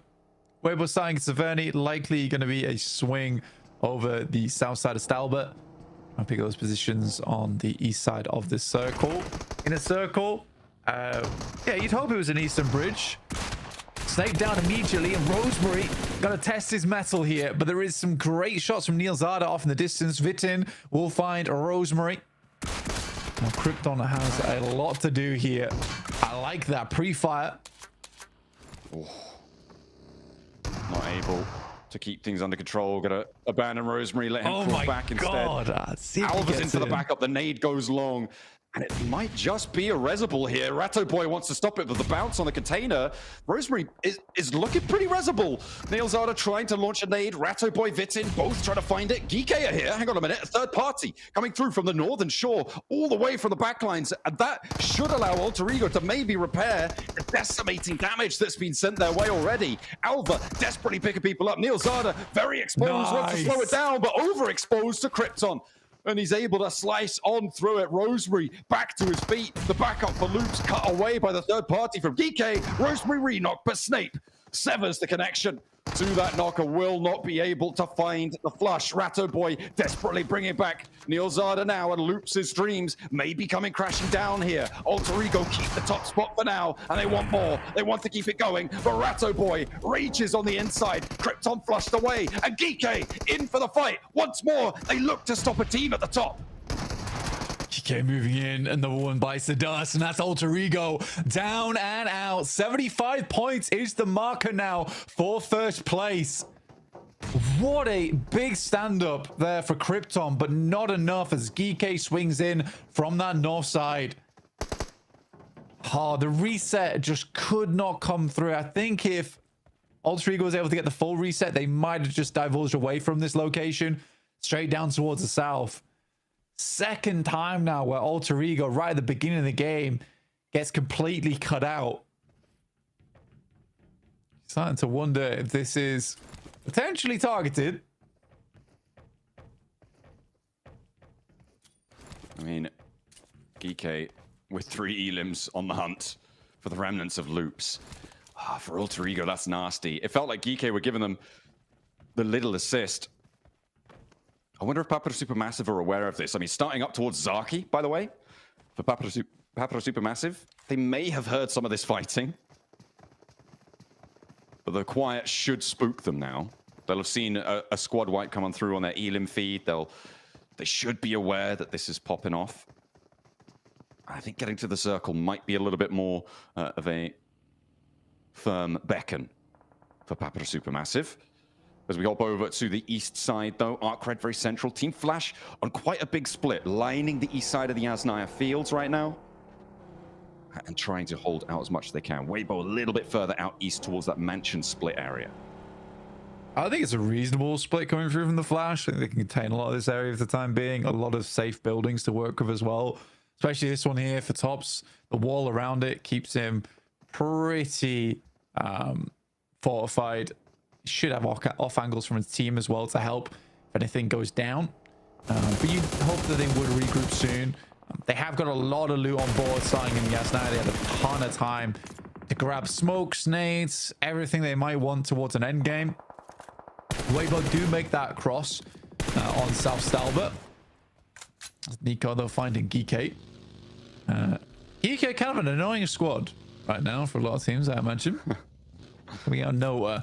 Also, I will say, though, for Geeky, I really did like that rap, right? Where they saw over towards Loops. They did a lot of damage towards Loops. They were like, okay, that team is in a struggle bus city. So let's wrap over towards the other side and try and take down the other team that seems to be taking a lot of damage trying to get the reset. So it was a smart move. Hard southeast shift. Goodness me. Ooh. So we're over towards Lumberyard. Boars do have an outpost already set up there. So good foresight on that one from them, trying to take as much area as possible from where they were playing. Foresight might not be enough, though. You need to go for the 5, 6, 7 site. In the end, Redox spotted out in the open. A very wide split for the Falcons. They were hedging their bets on this one, but they do get spotted with one of their players. They'll play on as 3, trying to make their way down south with the rest of them. Team Flash, I mean, picking up a point for Team Flash is good. every single point matters. And I mean, this is what we were talking about, right? With points denials also being so important. We've seen several be denied over the course of the games here in Last Chance and over the course of the tournament in general. And it would break a tiebreaker like this, right? It would put Weibo above Inner Circle or vice versa in scenarios like this, which is exactly why we talk about it being such a viable strategy in these really, really close scenarios. I'm surprised by Weibo's approach on this one. They actually send hard down towards the southeast. Towards the dead trees. Pick up the compounds that sit around there as well.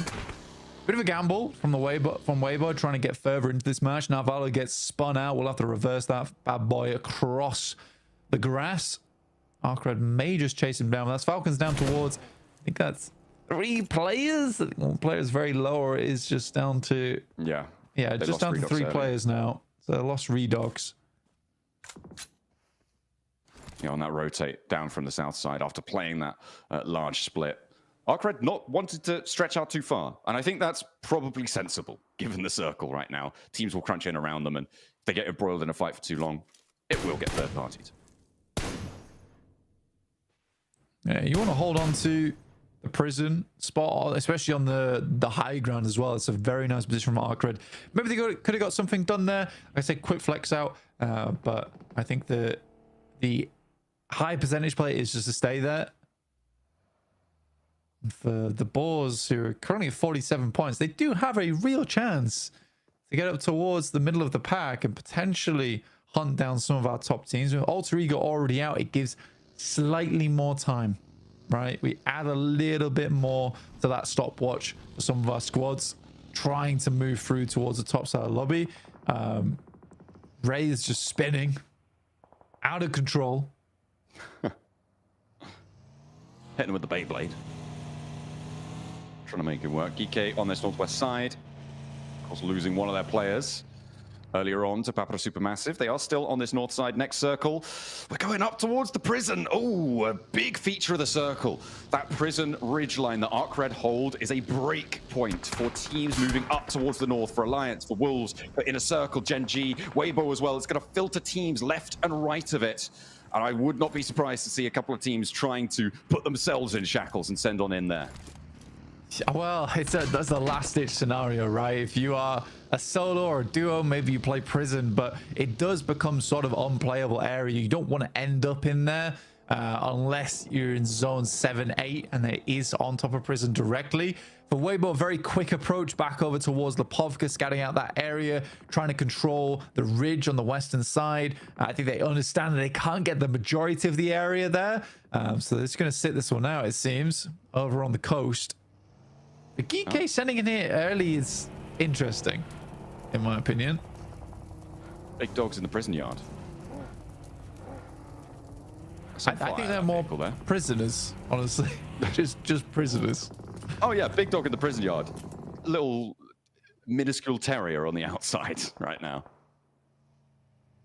I mean, you rock up there, you're gonna have problems, but are you gonna rock up there? Well, Loops seem to be scouting it. They go in as well. Loops are going in too.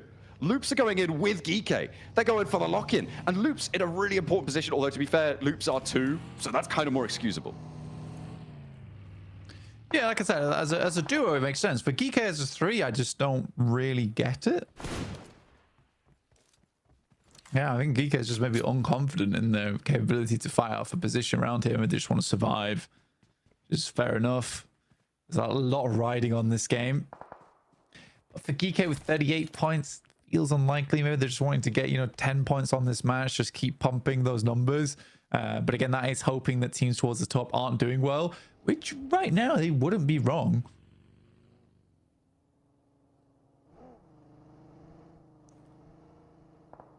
I mean, getting numbers, that's what this whole thing's about, right? Getting those. You really want a 1 or a 2 next to your name at the end of this one. Those are the only numbers that matter, really. At the end of the day, Wolves playing on the southwest side, close to Alliance. The Wolves, a little bit of a fall off today, but still just about in with a chance. Really at the bottom rung, though, of that ladder, looking to try and climb up on 53 points. It is big games they need for the rest of today to jump up and compete. Unless Alter Ego keep going down with single-point games, if Inner Circle and Weibo do the same, maybe. They don't need quite as much, but the next circle will pop in as well. If we go to a prison finish blank, I feel like I'd absolutely love that, but it would be terrifying for our players. IZ Globan rocking up to Burmese Ghouls. We are closing in on it. Don't enjoy prison finishes personally, but could be the way forward. I mean, Arcred do have sightlines down towards it, but again, it's this massive glut of teams down towards the southwest. You all have to journey up there soonish. That is a slight slope they'll have to make their way through. So likely the Alliance, Wolves, Falcons, Inner Circle, in fact, will all need to battle off against one another shortly.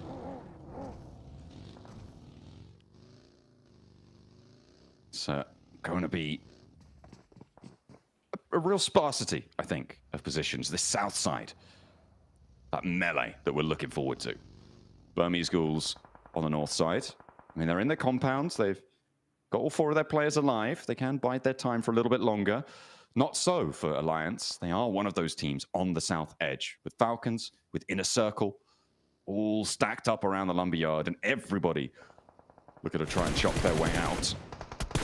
Falcons getting lit up from both sides, though. This is nasty stuff. And D24 finds the first knock. Alliance not chiming in just yet, but Inner Circle actually going to be pushing up closer with Falak getting into nade range. Alliance will have oversight onto this, and they will take him down. That is nasty news, and Narvalo's going to chase it through as well, looking for the knocks. And Gen G are here on the eastern side. Blank, they're flexing out from the east edge instead of going for the circle. They want a third party, finding another knock towards Inner Circle. The flush comes on through, and now they're playing with 2 active, 1 down. Inner Circle a little bit too far forwards, but who could have predicted this flex out coming through from Satan on Gen G?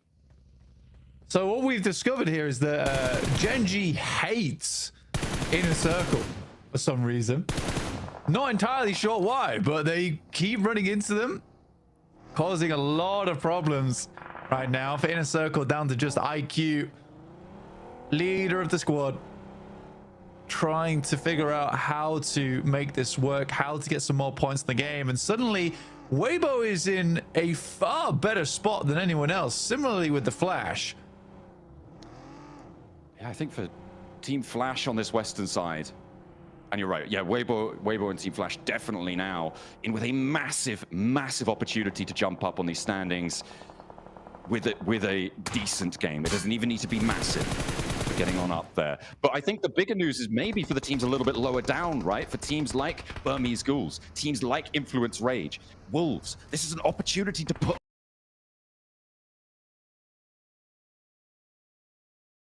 a dent in the lead that has been earned. If teams start to fall at the top, that is when the middle pack can rise. The rotates starting to come on through. And IQ, I mean, he'd like to go into prison at this point, potentially, but it seems to be a little bit overcrowded. Yeah, there's quite a few. It is ridiculous the amount of teams that are currently playing in prison. You really don't expect this at this stage of the game, especially with the circle starting to move a little bit further over towards that eastern edge. I want to see some more from the Wolves, though, here out on that southwest side. Can they take down Alliance? Can they deal with the Flash? We'll have to wait and see. Oof. Team Flash, knock onto Lil Boy. That's not going to be super resable. As Team Flash likely to look to reposition, but it's going closer to prison. Oh, blank. The shift to the southwest side. Arc Red control the hillsides. Team Flash have the western road. And Wolves as well, looking pretty decent. But the cells beckon our teams towards them. What have they done to deserve such punishment? As Falcons try and fly, live up to their namesake. They send on in. Let's see where they land. Well, I mean, you're in the last chance. So you get in the prison. It's time. It is time to battle it out. Yep. Out on the gym. Pump some iron. Pump those points. Hopefully. About 8 nades being cooked off in the distance there, by the way. Good nade from Koa. Starts things off strong up towards Ragnarok. GK. Challenge on the inside. Koa with the pump action, but he turns the wrong corner. 2 players to face. It's not going to work, but the nade, the answer from Ralph, the IGL, the man of the hour now. Holding down his corner and hops into the cell block. Really wants these points. He's charging forwards for them. Wants to stop the res as well. He knows this is the best situation he's going to get. It's the best 1v1 he'll find. Goes in. Wrong corner, my friend. You missed the guy actually in there. Ralph, you're floundering now. And 2 players on the stairs. They're going to take a chunk out of you. You need to be more careful than that. He misses the point. Was set right in front of him. He pops the wrong corner. Influence Rage are running in as well. Burmese Ghouls are playing the north side of the prison too. And loops are clashing. Brazilian Bonanza here on the inside. But the shack is held down and Influence Rage claim the points. But there's still more to go. Arc Red are now moving in. Blank, everybody's coming. It's non-stop. It is non-stop. Arcred moving around that top side. Burmese Ghouls here as well. The Falcons, Ralph is blinded by the sunglasses he wears the majority of the time once he's on that stage. Sadly, not able to pick up that point, and now will just remain on the southwest side of prison, tucked away for as long as possible. Weibo playing it slow. I think Weibo can start to sweep. Sadly, Claws finds Sook. That's really nasty, but there is an answer from Hero. Maybe they can keep things under control, keep themselves as 4. I think having 4 on the outside of prison right now is basically a superpower moving into this lobby. Team Flash as well, now clashing with Wolves. Nades going back and forth, and actually it's Team Flash who are taking the majority of the casualties here as the nades start to come on through as well. A roll down from Claws is good from Weibo. And they look to step up for the challenge. Gen G starting to falter. They may have ruined Inner Circle's day, but Weibo all too happy to use them as a springboard to the top of the tables right now. 78 points now earned. And they will look for more to clear out what they can. Team Flash, they're down to 1 in the meantime. Over on the west side hill, the Wolves are winning that fight. Wolves doing pretty well. Definitely doing pretty well for themselves. Now looking down towards 9Z Globe, and I think for 9Z Globe, this is a hard push versus the Wolves. But nades look to be pretty limited on the side of the Wolves there, which would be fantastic. I think for 9Z Globe, they're probably just going to stick around on that western side. Next circle, I'm thinking it's going to be towards the prison. Yeah, so it cuts out a little bit. Weibo can control a huge amount of area from here, though. They will need to deal with Papra Supermassive soon. Similarly, also Boars on that north side are starting to make that move.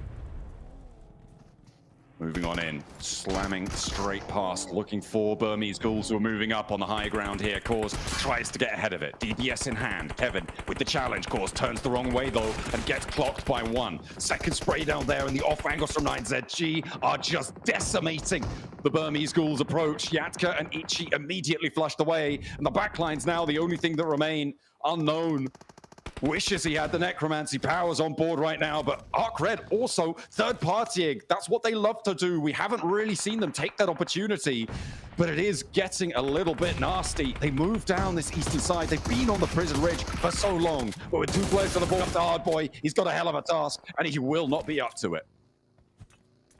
Yeah, X are able to find those shots. Weibo's taking a really long split out towards that eastern side. They do find Tron B from Papra Supermassive, and Nate goes long, but it's not long enough, or is it? It's right on Sook's feet. Not going to stop him, though. My man's still running, still going, still racking up miles. Needs to get his steps in. Cause nade over the top doesn't land on towards Remix on the north side. Just biding their time. 9Z Globen controlling the mouth of prison right now. Weibo kind of filling in towards Arc Red, and with a player down, it may be that Weibo were able to step through this one effectively. Doran knocked by Alliance on this west side combat. Wolves able to have dispatched the majority of Team Flash, but Alliance able to extract value in the meantime on the west edge. Flash actually being the ones to take those shots over towards 9Z Globen. They were playing inside of prison right now. They're on the western edge, but it's Weibo to step up. Snoix now fallen behind the buggy. A couple of tap shots will do the trick. Ammo does not seem to be a problem either for Weibo, which is a really big deal, especially for that end game where you're taking a lot of shots down towards the inside of prison. Oh, Koligok moving through the boards. Here to play 12 teams up, and they want to try and make it 11. They will bust it down 1, but 12 teams in zone 6 is crazy. Finally, we lose a second as well as the Wolves are taken out by Alliance. And now this ridgeline for Alliance becomes very, very strong. The transition out to the east side, though, a little bit more dangerous. The high ground not really under control as Weibo continue to rack up these point blank 7 elims. They're distinguishing themselves. Yeah, pushing ahead, trying to secure that first place spot after match 3 today is a really, really good idea. And I think for Weibo, they make the good choice. I mean, sending over towards the Povka and then seeing that probably so many teams have sent down in towards the prison. We're just going to try and control the outside edge. But this is a winning play. This is the winning play. There's so many survival plays inside this lobby. And I think the nerves are getting to so many teams. Oh my days. Weibo is just going to have such a good time off the back of this one. They do need to hope this pushes further towards the east, though. But if it ends up centering up, everyone in prison is going down. Like, how do you get out now? If you want to get out of prison, you need to step out into the blue, wrap around the top side. You're locked in. You are absolutely locked in. Yeah, there's no way. There's no way. I mean, maybe if you've got a buggy in there, there were some vehicles that drove in earlier, you might be able to clamber up, but that's going to be so visible. You're going to be making so much noise. They're just going to be waiting for you to turn over the ridge, and they'll be like, okay, now that's another point for us. Thank you very much. I think point denial in prison is going to be a big factor here, and that's nasty for Influence Rage, right? They are looking to farm as many as they can right now to jump up towards that 75-point boundary. An Inner Circle desperately hoping that they can survive. Team Flash as well, looking to try and keep their lives going. But no one really with a good spot to do it.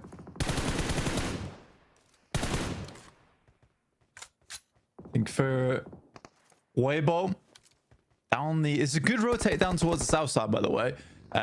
They see that, you know, Nizek Globe is likely going to be the circle a little bit longer, but this is going to push Alliance out, as well as remaining players from Papa Supermassive, which they already find. This is a very, very good rotate from Weibo. And 9Z Globe is playing so scared that Weibo can take all the time in the world that they want to deal with these teams on this western edge. They've got so much leeway here, and what a time to find a game like this. It is messy on the inside. Ralph still kicking himself. Well, maybe not, because he didn't realize, but missing the Elim on towards Geeky. But now he has to move. He has to get across. And 3 players from Geeky, they know he's here. They're just waiting for him to step out, and that's not even to mention ArcRed, who have the high ground as well over this position. IQ has moved in. Oh, hang on a minute. Alliance are chiming in from that high ground as well, over towards Geeky. Ralph now. Okay, he's down. So Falcon's out. Geeky will continue with 3 players. ArcRed with challenges on their ridgeline, who have dropped down a little bit of a level. Jimmy with a little bit of an advantage potentially. Next Falcon coming in. Weibo, they're crashing 9ZG. It goes out to the west a little bit, so maybe more dangerous. But 9Z Global now on the cards for Weibo. A bit of a wild crash out, but it seems like it's going to work out for them. A 1-4-1 trade, though. They're getting torn apart a little bit, going too low for my liking. And another knock. 2 of them are down against 9Z Global. That's where Order really needs to step up. If he can keep his team up at 4, it's a huge deal. Nade flies towards the position. Now 33C is going to get a move on over towards that north side to help his team. Sook's probably going to bleed now, and he's running down. But it's not happening. It is not happening. A little bit greedy on this 3-1 split. I think that Weibo needs to back off a little bit sooner. And it's going to be a reset here for 9Z Globen. In the meantime, Alliance moving through on the hilltop, moving through ArcRed's defense. They've been on this ridge for a long time. ArcRed with only 3 elims. Alliance have been purloining them away, pilfering them as they go. Weibo getting run down. I mean, they went for that crash. They crashed into 9Z Globen, and they didn't need to. You said they could bide their time, and it's all come down around their ears, but they are still in first place for now. We'll see how much further they can go. ArcRed getting pushed aside. Alliance want to be in the conversation again. And moving through on this side, Weibo now officially down to 1 player. It's sort of where you just hope for the commits here from the teams a little bit more. But again, I think that this is the one instance where I can sort of excuse it, where they do just want the high value play. They went for the 3-1. It's not bad. They just lose the fight. Olio wants to clear this one out. A scrap in the prison yard is still going. It's the lawman to stand for Influence Rage. Trying to keep all the prisoners in check. Gets a nade over towards Ragnarok as well. In the meantime, Diego flushed away. GK proving to be troublesome, taking down his two teammates there. The next zone closes dead central. Blank, I think it's just up on the high ground ridge lines, if I'm not mistaken. It is pretty close, though. A little evil severance on that circle. And there's two fights that matter.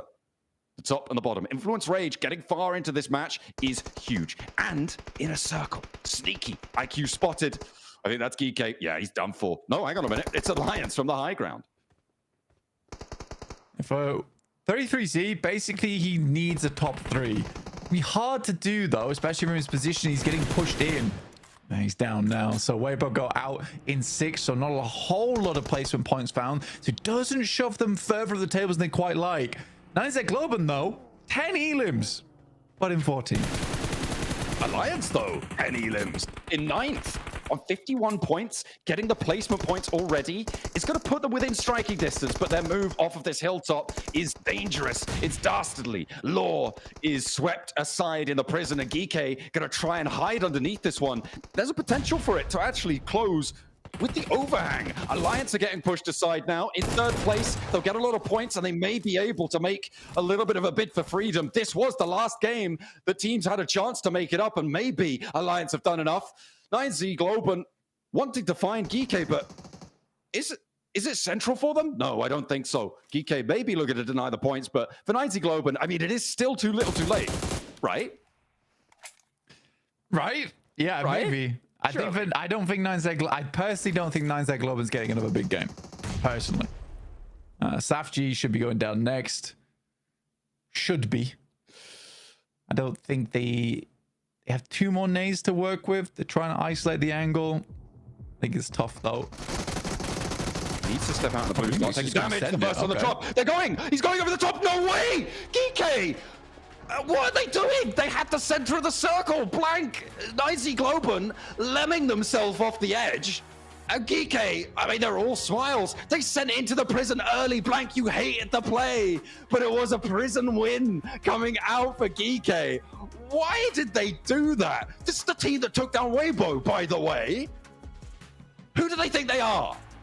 Stop it. Misbehaving. 9Z Globen, I mean, hang your heads in shame. That's right. You should be unhappy with that. Yeah, that was something. That was definitely something. Really, just can we just pay some respects to that team, please? That was, yeah, I don't even want to talk about it. There's been so many weird maneuvers throughout Last Chance. I'm more in my mind. Well played, Geeke. Incredible shots from the UMP. Well done. I mean, crazy. Geeke went in early to the prison. They never had to leave. They were able to take a chicken dinner. I don't even know. Desk, tell me something that to keep me sane.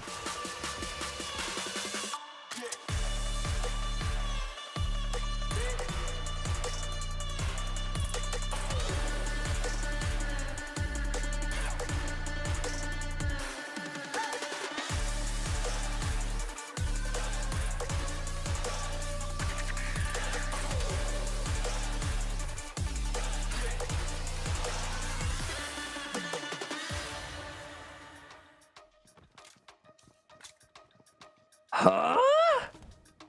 What's going on here, guys? What is going on here? First of all, prison finish. Awesome. Now, 9Z, I saw this play. All right. I was like, all right, cool. They get Kevin. Maybe they jump down, try to get the last elimination. And then we just saw them fly off the top rope and 2nd place finish. When I saw that, I was like, all right, 9Z, they just had a pop-off game. They're feeling good. They're just doing this for the memes at this point. But then I saw the player cams with all their heads down in disappointment. So it looked like this was not intentional at all. Why would you do this? Oh no. I can't do anything but laugh at play like that. It's just so 9Z. You know what? I give you an award for the throw of the decade. No. Not the year, the decade. That is how big a throw we just witnessed. But you know what? It's really good, SAFG able to use a bit of that ridge that was digging inside the terrain, right? So actually put him a little bit closer to the center of the circle. But I can tell you, I cannot wait for the Pin Pundri edit on YouTube. That is going to be memed to oblivion. That is going to be great. Max, okay, so if I put my analyst cap on, right, this is just another classic example of why you don't push one by one. If you're gonna jump off the cliff to try and get the one dude, at least do it as a trio. Why are we going one by... Oh my god, it just... So many notes, so much anger, madness, all of it. Jukes. I had so many notes for this game. I'm not gonna lie, when I finished like that, I forgot everything I was gonna talk about. Yes! I'm like, what happened? Oh, no, nothing else matters. Talk about this. I know this is fun to look at because Loops, pretty sure that was a targeted play. They know this is Ultra Ego playing Crazy, trying to chase them down because Ultra Ego, of course, top contender currently for the top 2 ranks in the grand finals. But GK, I think they would just look into third party and get some free limbs, and actually they were able to do just that.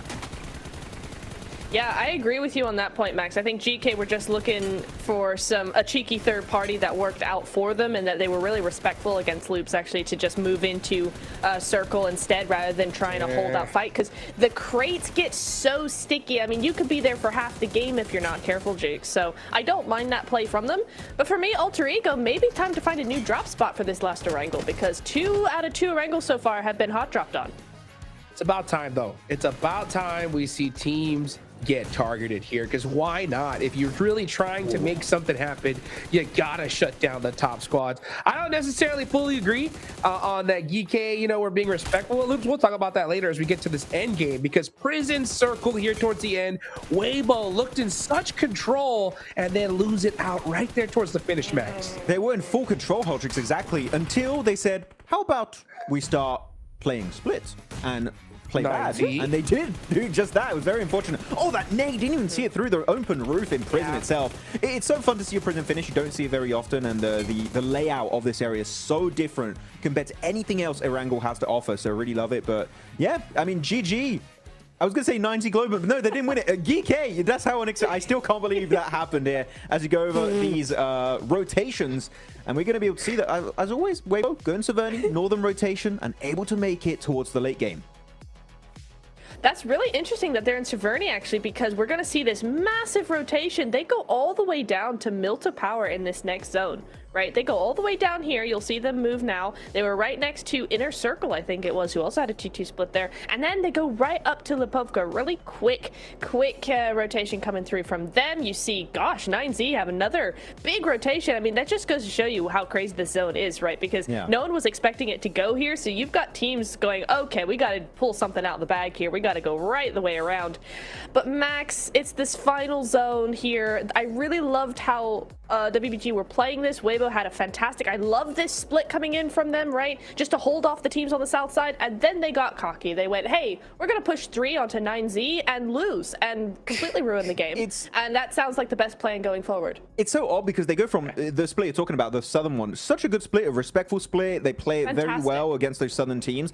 And then they go for a very ego-driven split. They're like, oh yeah, we can afford to go for this 3-1 split, but you got a very nadeable dip, and 90 Globen instantly punish that. But they get punished after that, 90 Globen, because of that fall off the cliff. So yeah, 20 points still good up to 90 Globen. Very good control on the outskirts of Prison itself, and Geeke get 19. I wonder how, if they even know what the hell happened there. They're like, I just won. I didn't know what to tell you. I just worked out. Yeah. I don't know. I almost want to say there at the end. That was crazy. Yeah, it was insane. I almost want to say that Weibo should have taken a page out of their own book of the group stage, right? When they were being super respectful and not pushing too far. But yeah, I'm just saying, guys. But we look over on the second half. Inner Circle again, 1 point on the board. Burmese Bulls not having the day we saw yesterday, right?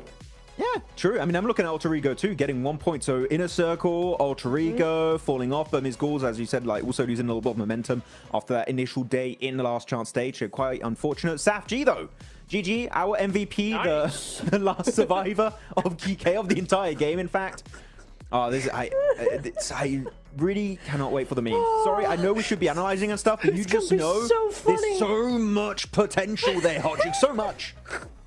It's so crazy because when I saw that play, I was like, oh, they realized that we're not making Weibo? it. Let's just jump and have fun. But Weibo, yeah, Weibo moved to the top. 85 total points. That consistency. They're putting up points like crazy here. So they're set up really good going into the rest of the day, Max, man. And with 85 points, that's going to feel pretty comfortable. They're playing the top 4 musical chairs right now. They're just like, I'm first. No, you're second. I'm third. You're fourth. I'm first. I'm second. It keeps intertwining and changing between these 4 teams in particular. And currently, there's still a little bit of a gap created in Iptra of 9 points between Flash and Influence Rage. Yeah, really, really good to see. I can't wait for our last Erangel Jukes. I think it's going to shake things up a lot. It definitely is, guys. Guys, get your drinks, get your popcorn ready. We got the rest of the last chance coming up right after this short break.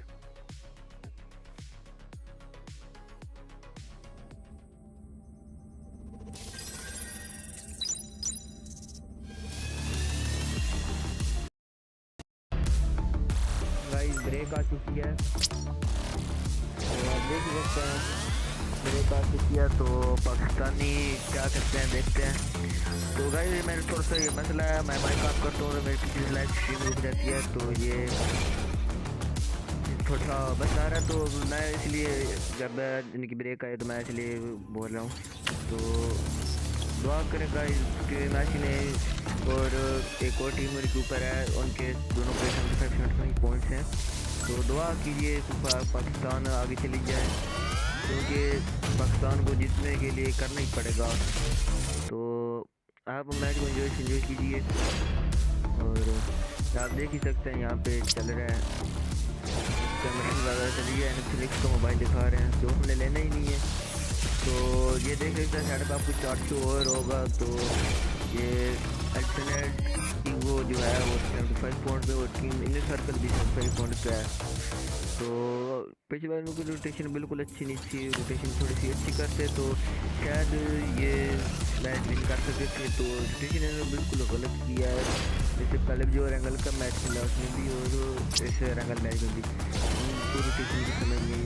इस बात तो चाहिए कि rotation इस तरह करें zone two zone खेलें zone से लास्ट में जाकर फाइट लें या जोन टू जोन खेले तो उसके बाद शेडो फाइट लें तो ये इनके लिए अच्छा होगा पॉइंट्स भी निकाल होंगे तो इस मरतबा भी इन्होंने 0 किल किया तो अच्छी बात है तो उन्होंने एक पॉइंट उन्हें वेस्ट मिल गया सर्वाइव करने का तो ये बहुत अच्छी बात है जो उन्हें कुछ पॉइंट मिला जो अल्टरनेटिव अनदर के साथ बराबर हो गया मतलब तो छोटा सा ब्रेक चल रहा है तो आपको साइड पर चार्ट वगैरह शोर होगा 3 मिनट तक ये मैच लगभग 3 मिनट तक मैच स्टार्ट हो जाएगा तो कल भी मैं स्ट्रीम कर रहा था लेकिन हमारे इलाके में कोई नेटवर्क इशू होने की वजह से मेरी लाइव स्ट्रीम बंद हो गई और प्लस बिल्कुल सर्विस ही उड़ गई थी कोई सिम एसएम वगैरह की सुविधा नहीं थी नॉट वाईफाई के तो इस वजह कल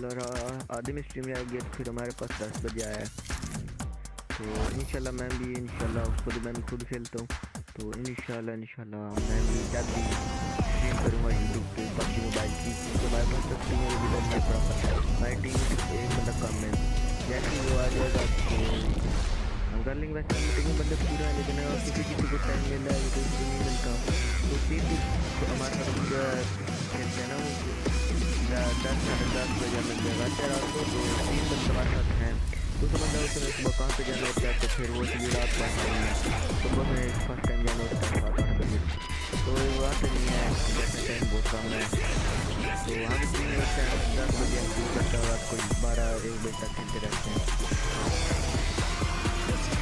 तो मेरे पास डिवाइस भी तो बहुत नॉर्मल सी है तो ये डिवाइस है Vivo S1 Pro जो कि आपको पता ही है बहुत सारी पुरानी है 5-1 साल हो गए हैं तो अब मैं वीडियो वगैरह भी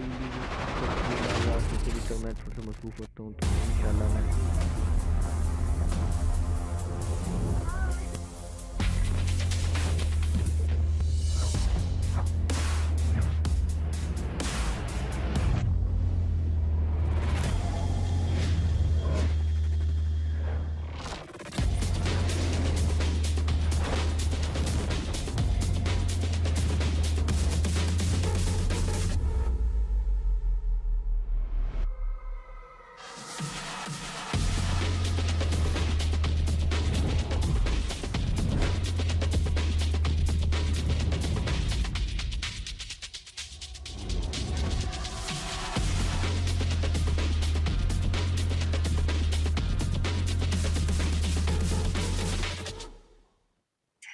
Samjen. Миний дэлхийн авраг болоод хүрээдэг ирээ заа.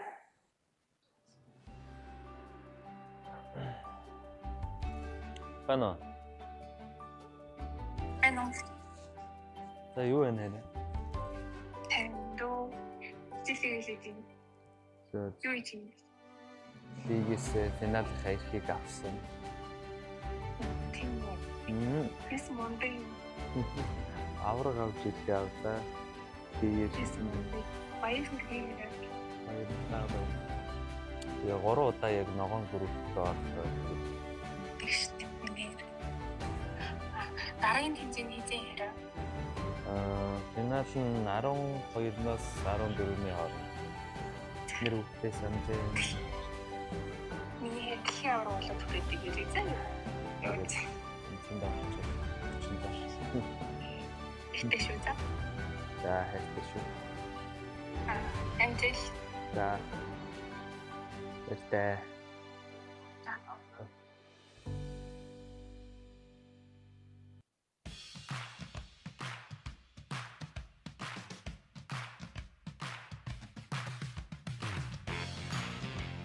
Three matches remain until we find out the final two teams that are going to be joining the rest of the squads in grand finals of the 2025 PMGC.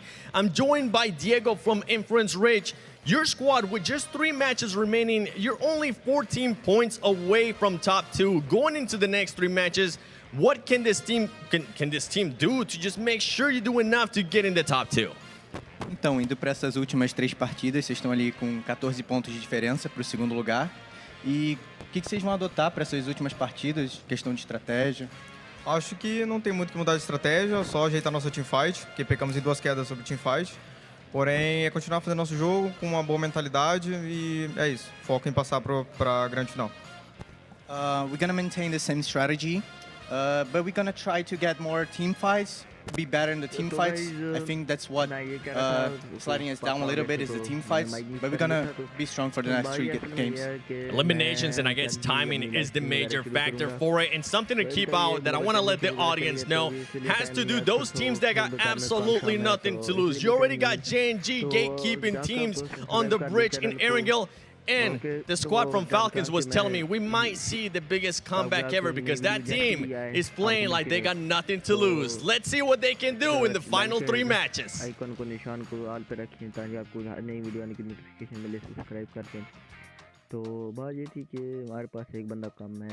That's right. Nothing to lose, man. There's a lot of teams here that need to pull something out big if they want to make it into that top 2. Now, looking at the leaderboards, guys, we got quite a few squads that are in that 50-point range, right? And we'll talk about that in a second because we got to give some love, of course, to the Infinix GT30 series, the official gaming phone of PMGC 2025. Engineered for precision, performance, and victory, empowering every gamer to hashtag be the one and outplay the rest on the global stage.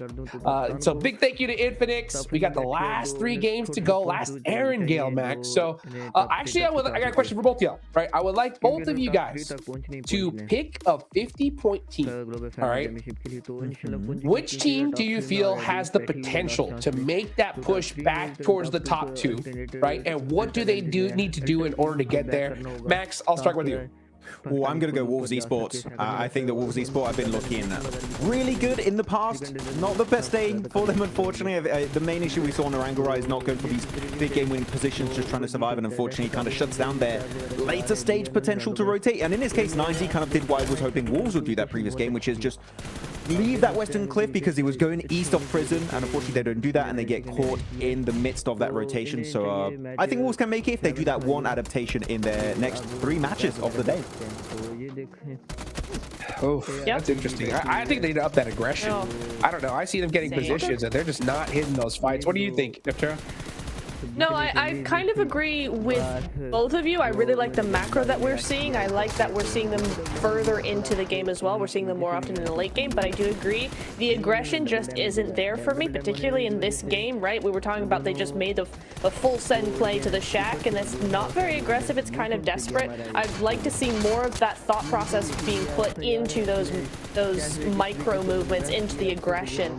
So for me, yeah, Wolves could definitely do it if they make those changes. So I kind kind of agree with both of you on that front. For me, though, if I had to pick a team, I'm going to go with the Burmese Ghouls, because for me, they've been such a great team. They've been such a confident team, like we've been talking about, right? We saw such a different side to them yesterday, but today they've been so quiet. It's like they're in the gauntlet, or the group stage rather, all over again. Like it's like day one for them, and I really hope that we can see them come back and come back stronger the way we've seen them before, because when they play like they did yesterday, they're a really good team, but they're just not being the team that we saw yesterday today, and I need to see that from them again. I fully agree. I think all that confidence we've seen them build up throughout the course of this PMGC 2025 season has just kind of fizzled out today. It's very odd to see. We're not seeing that confidence anymore in these games, and they can still bring it back. There's some hope there, but unfortunately, when you lose that steam, the Burmese Ghouls don't stand up to me as a squad that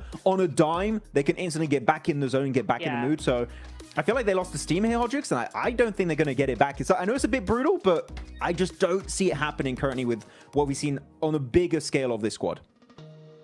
Oh, man, these I'm looking at those last two Miramars with dread, because it's going to be so difficult for a lot of these squads. I think a lot of them are going to realize that it's over at this point, right?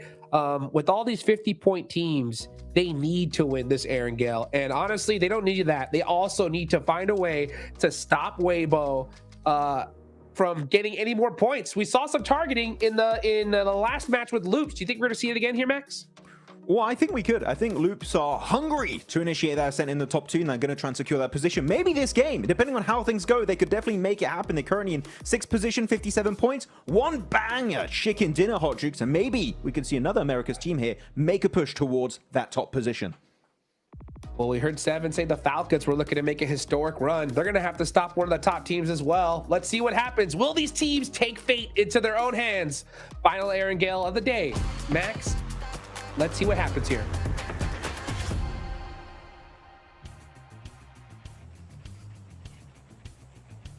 Man, the nerves are getting to people now. 9Z Globin throw themselves from the top of a cliff and crash down at the feet of GK. Two teams who, frankly, don't really have a chance to jump up towards the top spots. So those final moments, not inconsequential, but certainly aren't going to affect those top 2 spots right now. Weibo able to establish a little bit of it, but again, it seems like maybe it's getting to them too.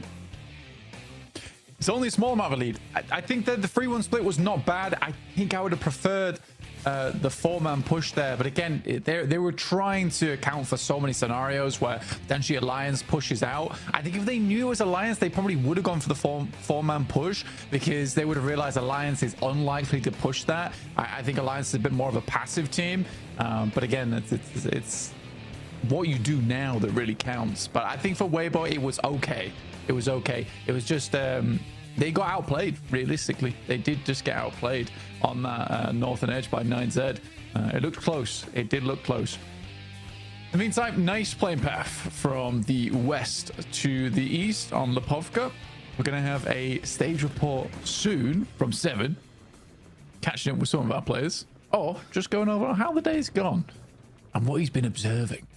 Yeah, I think that's more likely. Probably not wanting, 9CG definitely not wanting to talk to him after that game. They will have pushed him out of their booth as they can. Weibo, of course, had a little bit more of an option. A little bit more of a chance potentially. But, then again, threw themselves at 9CG. I suppose 9CG were like, well, you know what? You know, fair enough. Like, we got these points because, you know, Weibo basically allowed us to have them, right? So it's only fair that we donate them back to the lobby. So they weren't losing their points so much as giving the points that they'd been given forwards. And, you know, if it isn't the season of giving, then I don't know what that was about. Because, yeah, absolutely crazy. GK, though, they're hoping that they could do it again. Alter Ego, they switch away from the western side. They're going to drop over towards Lipovka this time around, go for the Lipovka split. So 2 players in Lipovka, 1 player down towards Prison, and then another player up towards Mansion side to get away from all the action that's been occurring on that northwest edge, which I think is completely fair to those guys, all things considered.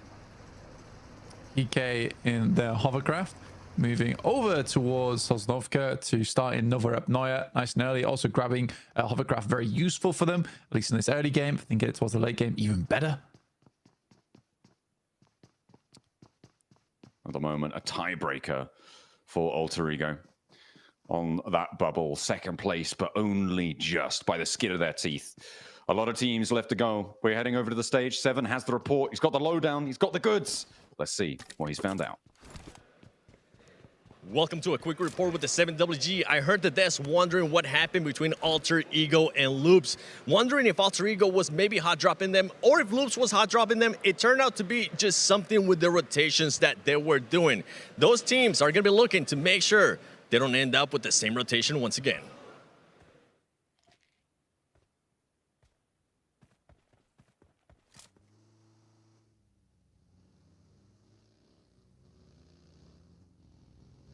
There we go. A little bit of info on the team's rotations there coming through from Seven. Fantastic stuff. Getting that lowdown. The inside scoop coming on through. Beautiful stuff. Maybe more context, and that's a good thing. Yeah, I mean, context is always nice, and I mean, it does make sense here. With Alter Ego moving over towards that eastern side, they have definitely ensured that that doesn't happen again, purely because they're nowhere near Loops here in the future. Loops didn't really change all that much, to be honest. I think it's more an Alter Ego here to make that change, which is fair enough. For Loops, they can keep barreling it down in South George. For Alter Ego, it makes all the more of a difference considering they are in that top two right now. I wouldn't personally want to leave it up to chance, and neither does Alter Ego. But the circle does head over towards our western side. It cuts in a little bit of Sosnovka. There's always that world where it could head down there. Highly doubt it, though. In the meantime, most teams will be preparing for a Fields finish or over towards Quarry side in Primorsk. So you're getting a lot of these wide splits in areas where it's sort of feasible to do so. Where there's a lot of little compounds here and there that are available to be picked up that you can sit in and at least have some oversight of what happens around you in the circle. Getting that scouting done early, very important. Curious to see how Inner Circle deals with this.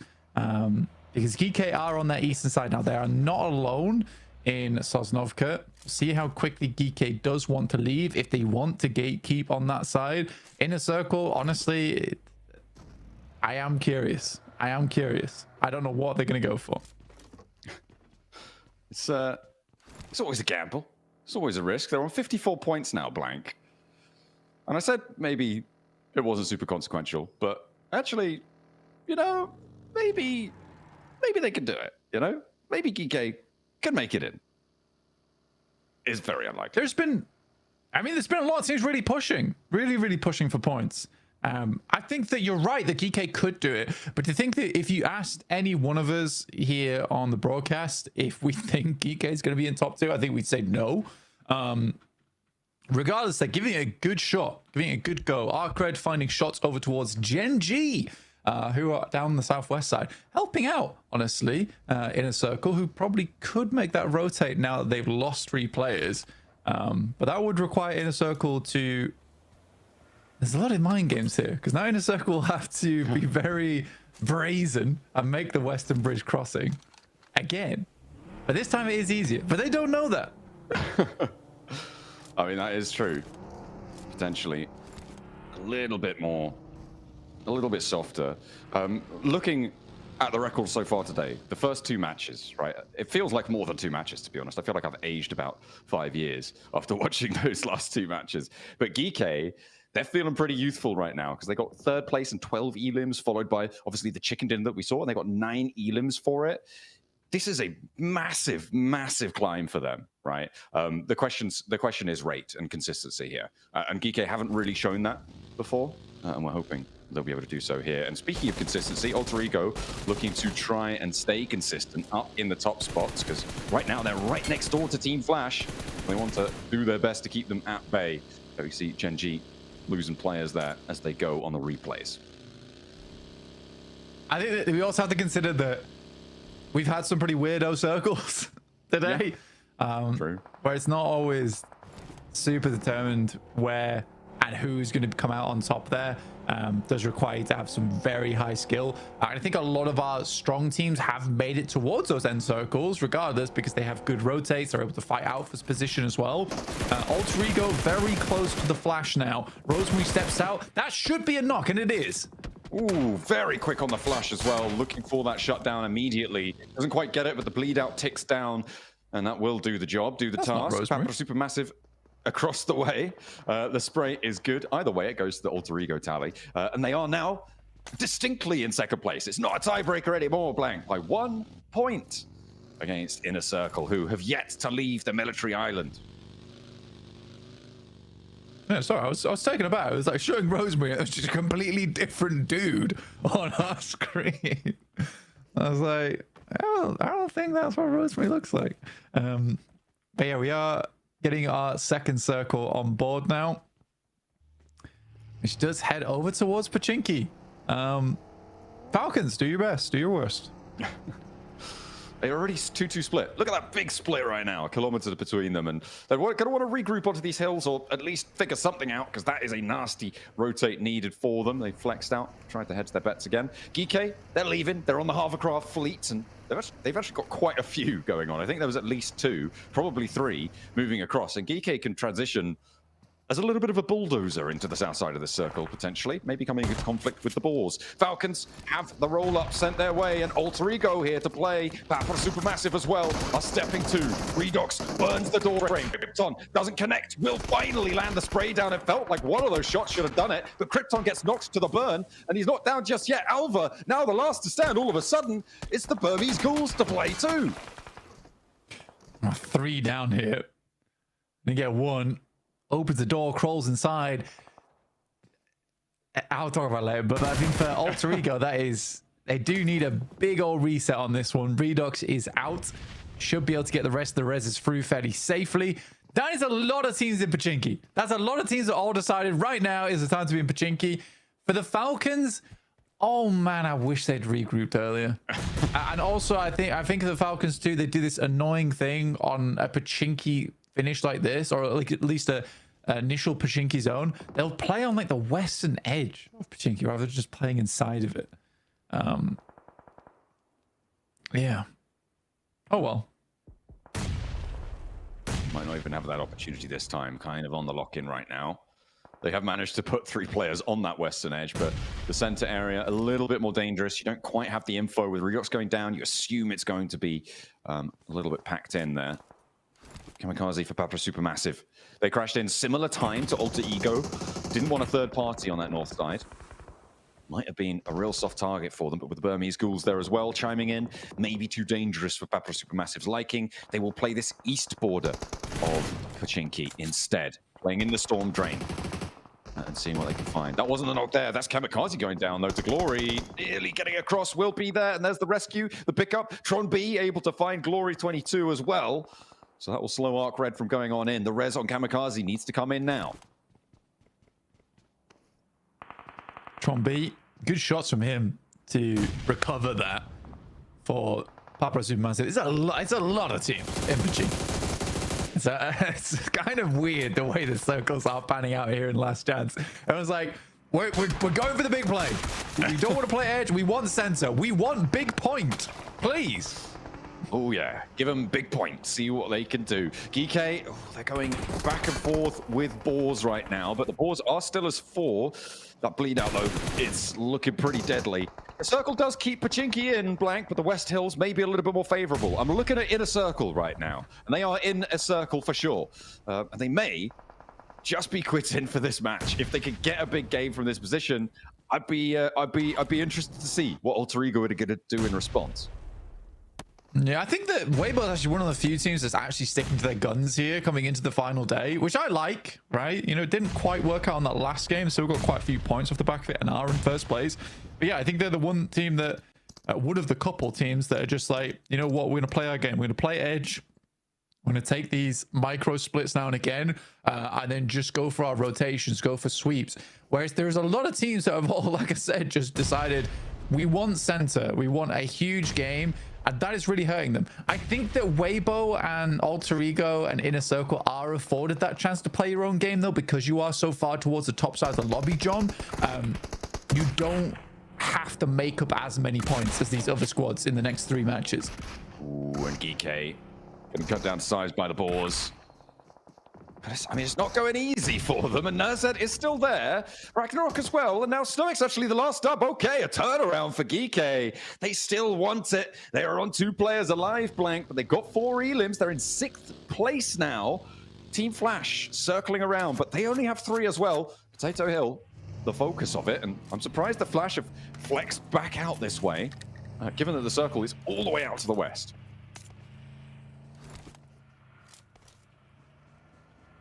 Goodness me. I mean, for teams, you're having a sort of a weird time with this one because Pochinki is definitely a focal spot, right? But you also have the fields on the western edge. So if you are an edge team, you are struggling to find a good spot to play. And I think at this point in time, you want to go stealth, right? You want to play out this game until stage 5 without really having to see any other teams too early. Wait until you can start sweeping a little bit more safely. I do think that for Falcons, although yes, that did not go well for them, they lost 1 player right off the rip. I do feel like sort of not entirely their fault, because the amount of teams rotating in towards Pochinki was insane. And I think that makes their rotation back towards Pochinki very strange, right? So there is all these, because everyone's going for high value plays, it's completely shifting up the way the rotations are working, and you don't have another day to figure that out, right? So this is all new. This is all new to teams. It's chaotic. It is messy, and the last chance, as we said, is getting to people. Geeky will be drawn short, so maybe their run is over. Arcred closing it out, and all the Pochinki teams now feeling pretty chilly as the circle shifts out west side. Blank, Influence Rage, Luke, 90 Globen, maybe with a chance, but Weibo up the top, sitting pretty. That's a killer. That's a killer of a circle. It's completely cutting out Pochinki because it is as hard as it can go over towards the west side. Goodness me. I mean, Lubes probably will have a nice game off the back of this. Influence Rage might be able to regain some momentum here on our last angle. Coops finds Ralph and Doran finds Koa. And for Falcons, now there were 1. Pretty unfortunate, but it is not approach towards the western side. I don't care at this point. He's going to step up to the Burmese Ghouls, Blank, and I think we know which way you want this fight to go. The nade's already pinpulled, and Arvalo's like, nope, okay, you guys stay there. I don't even want the judge. I'm gonna head back into Pochinki. Finish where he started. Alter Ego with a scrap at their doorstep here. Papra Supermassive trying to find it, but 2 knocks found. Back towards Papra Supermassive. An off angle, maybe a third party coming through, and a knock towards Alter Ego. No, Rosemary just about stays alive. Nico last standing. They tag the damage. Kamikaze is bleeding out. They'll turn their attention to Nico because the blue zone's here, and that will be Alter Ego claiming points now. With 3 players alive, Krypton dashing for the zone, and the Burmese Ghouls are down the hill to play as well. Ichi there, Yatka down on the top, so might need a res at Ichi too. Yeah, really good shot there. I mean, as much as I back... Big moves for the teams at the top of the tables, and it's only Weibo to keep it together. Weibo with the damn Chinese fireworks take down Alter Ego. Oh my goodness me. What a nade over the top there.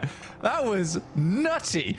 Well played to them. Again, they have bided their time. Now they can start to flex out a little bit. I think for Weibo at this point, yes, there have been some mistakes. Yes, there have been some hiccups, but they are clearly playing better than the rest of the squad, the rest of the lobby right now. It's very impressive. Very, very impressive.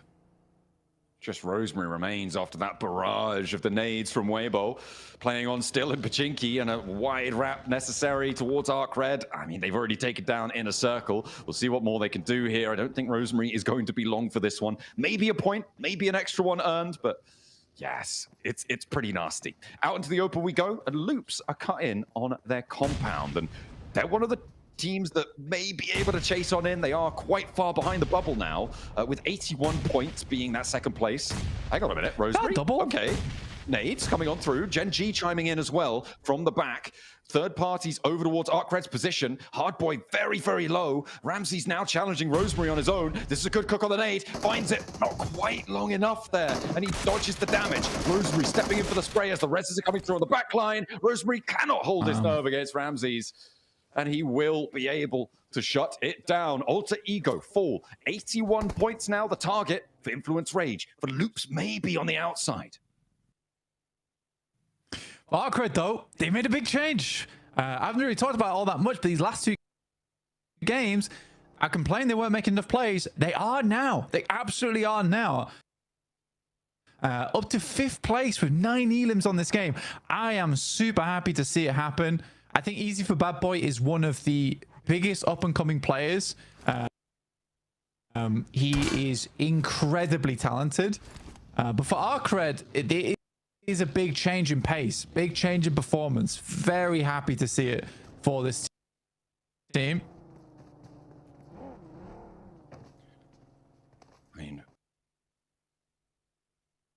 what a time to turn things around as well. I mean, you're right, they're in 5th place now. 19 points behind the bubble, so not this match probably, but maybe in the future. I mean, if second place keeps dropping like this. Burmese Ghouls making the cross. Weibo are backfilling on this as well, so they need to make this fight work fast, but Godspeed's already down. The Wolves are holding strong for now, really not giving any quarter. The Wolves just about in this zone means that this building is prime real estate. As Godspeed's fallen, but Yatka and Unknown are still here. And Weibo not actually getting fully stuck in. A nade in, doesn't quite... Oh, hang on a minute, it's still going.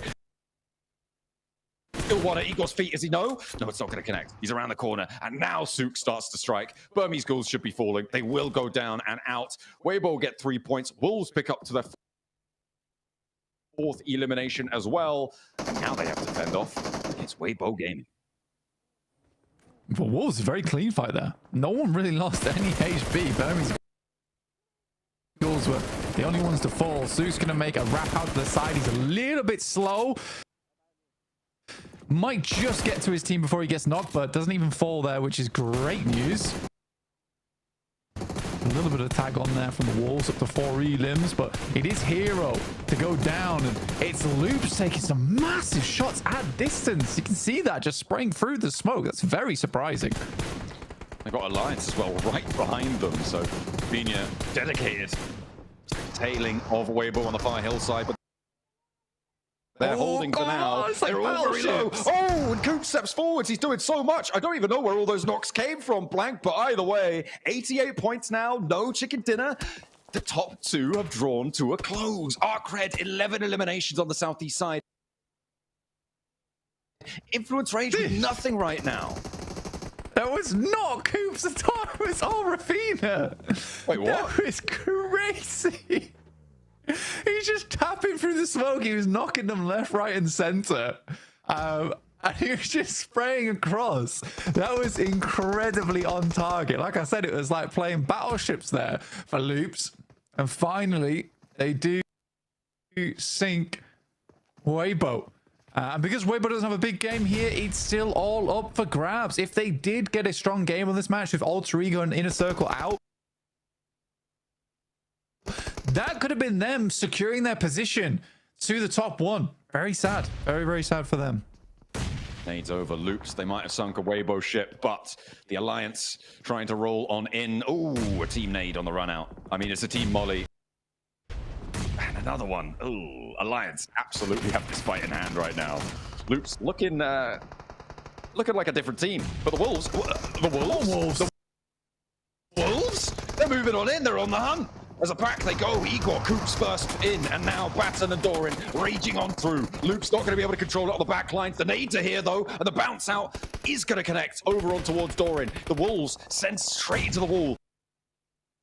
The Molotovs to burn, and they've used a lot of nades over towards Loops. Really not going to go for the resupply. That goes long.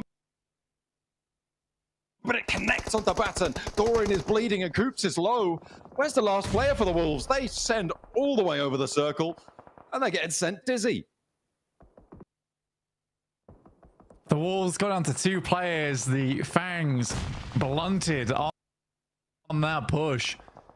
Nice nade over towards Rattle Boy, but just not quite on target. Needs to get through to the other building. Coop's now sending in, I believe it's a smoke there to try and cover off the door. Alliance also finding a lot of shots here, but the Wolves just can't quite find the value. They might get one elim off the back of this. Stepping forwards, they're trying to get this crawlback covered off, so he knows he's going to go for the peak. Jimmy takes the window, moves out to try and control the ground. Healing needing to happen as well. You don't really have time for the res right now. The Wolves are going to hop in. The blue zone is pushing. Jimmy needs to be more on this push, but the Wolves slow down. They allow that one. The sticky on in, looking to try and get that flush. Is going to push them out of the way. Igor so low, but he steps forwards. Not sure if he has any more healing to be putting on board, but has to step back to start to enact it. Yeah, it's just a disgusting amount of chip damage that the Wolves are taking, and I don't even know where it's coming from. In the meantime, Influence Rage chilling on the east side. They are happy as can be. He backs him off. The Wolves push slightly further forward.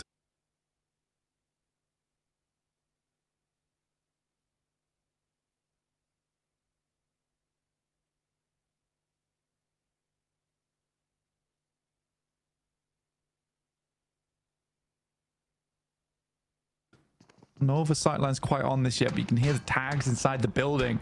Getting close. Ooh.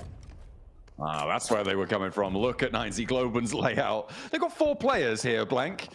They are doing quite a bit, it has to be said, from this angle.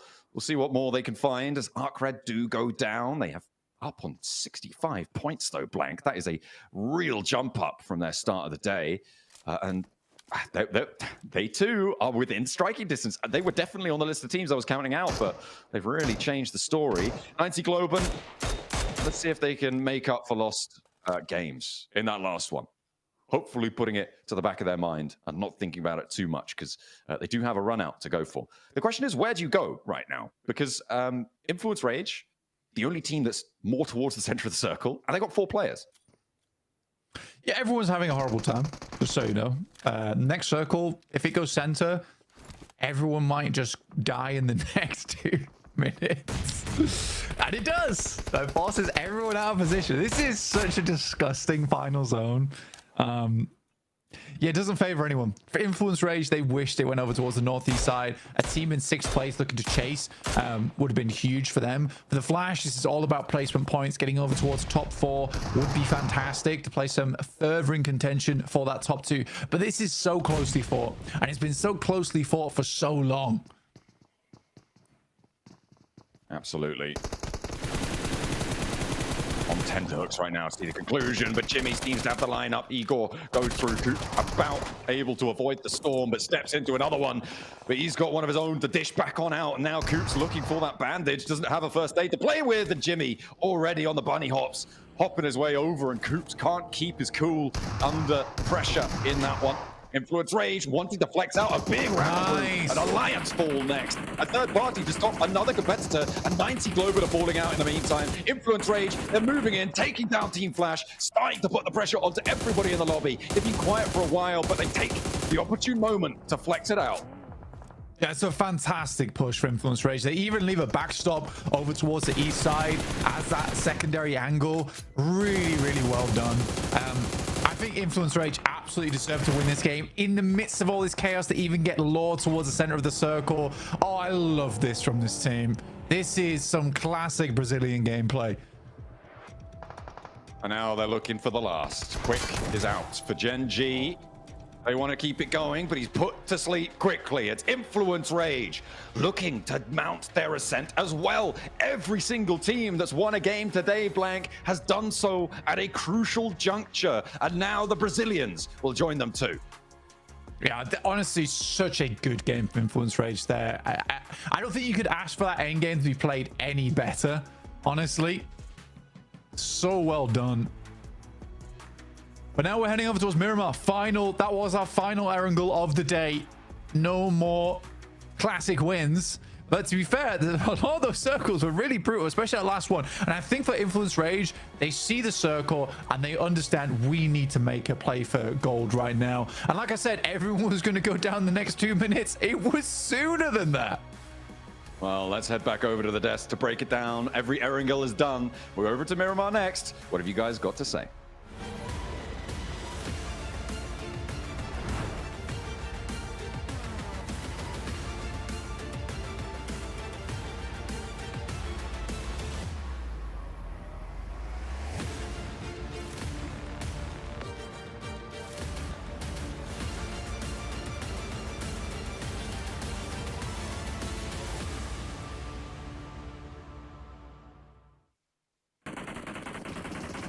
Influence Rage, pull out the chicken dinner in the final Erangel of the last chance. And oh, did they needed it. They were in the 3rd place position at the start of this max, man. They would drop down to 5th, but with this win, it's definitely got to kind of push them back up to possibly grab one of those top 2 spots. What a finish from this Brazilian squad.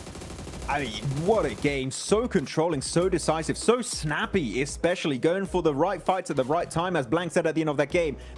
How aggro they were was actually crazy in this game. Yeah, we're just going to push it. We want those Olympus. Do you think you're going to be allowed to deny that point to the blue zone? Just going to push it. We want those Olympus. Do you think you're going to be allowed to deny that point to the blue zone? Hell no. You're in our house. And this is going to be our point to get. 2-2-2 split across Law, Lil Boy, and Federal. Jago not getting much as he goes out earlier in this game. But regardless, wait.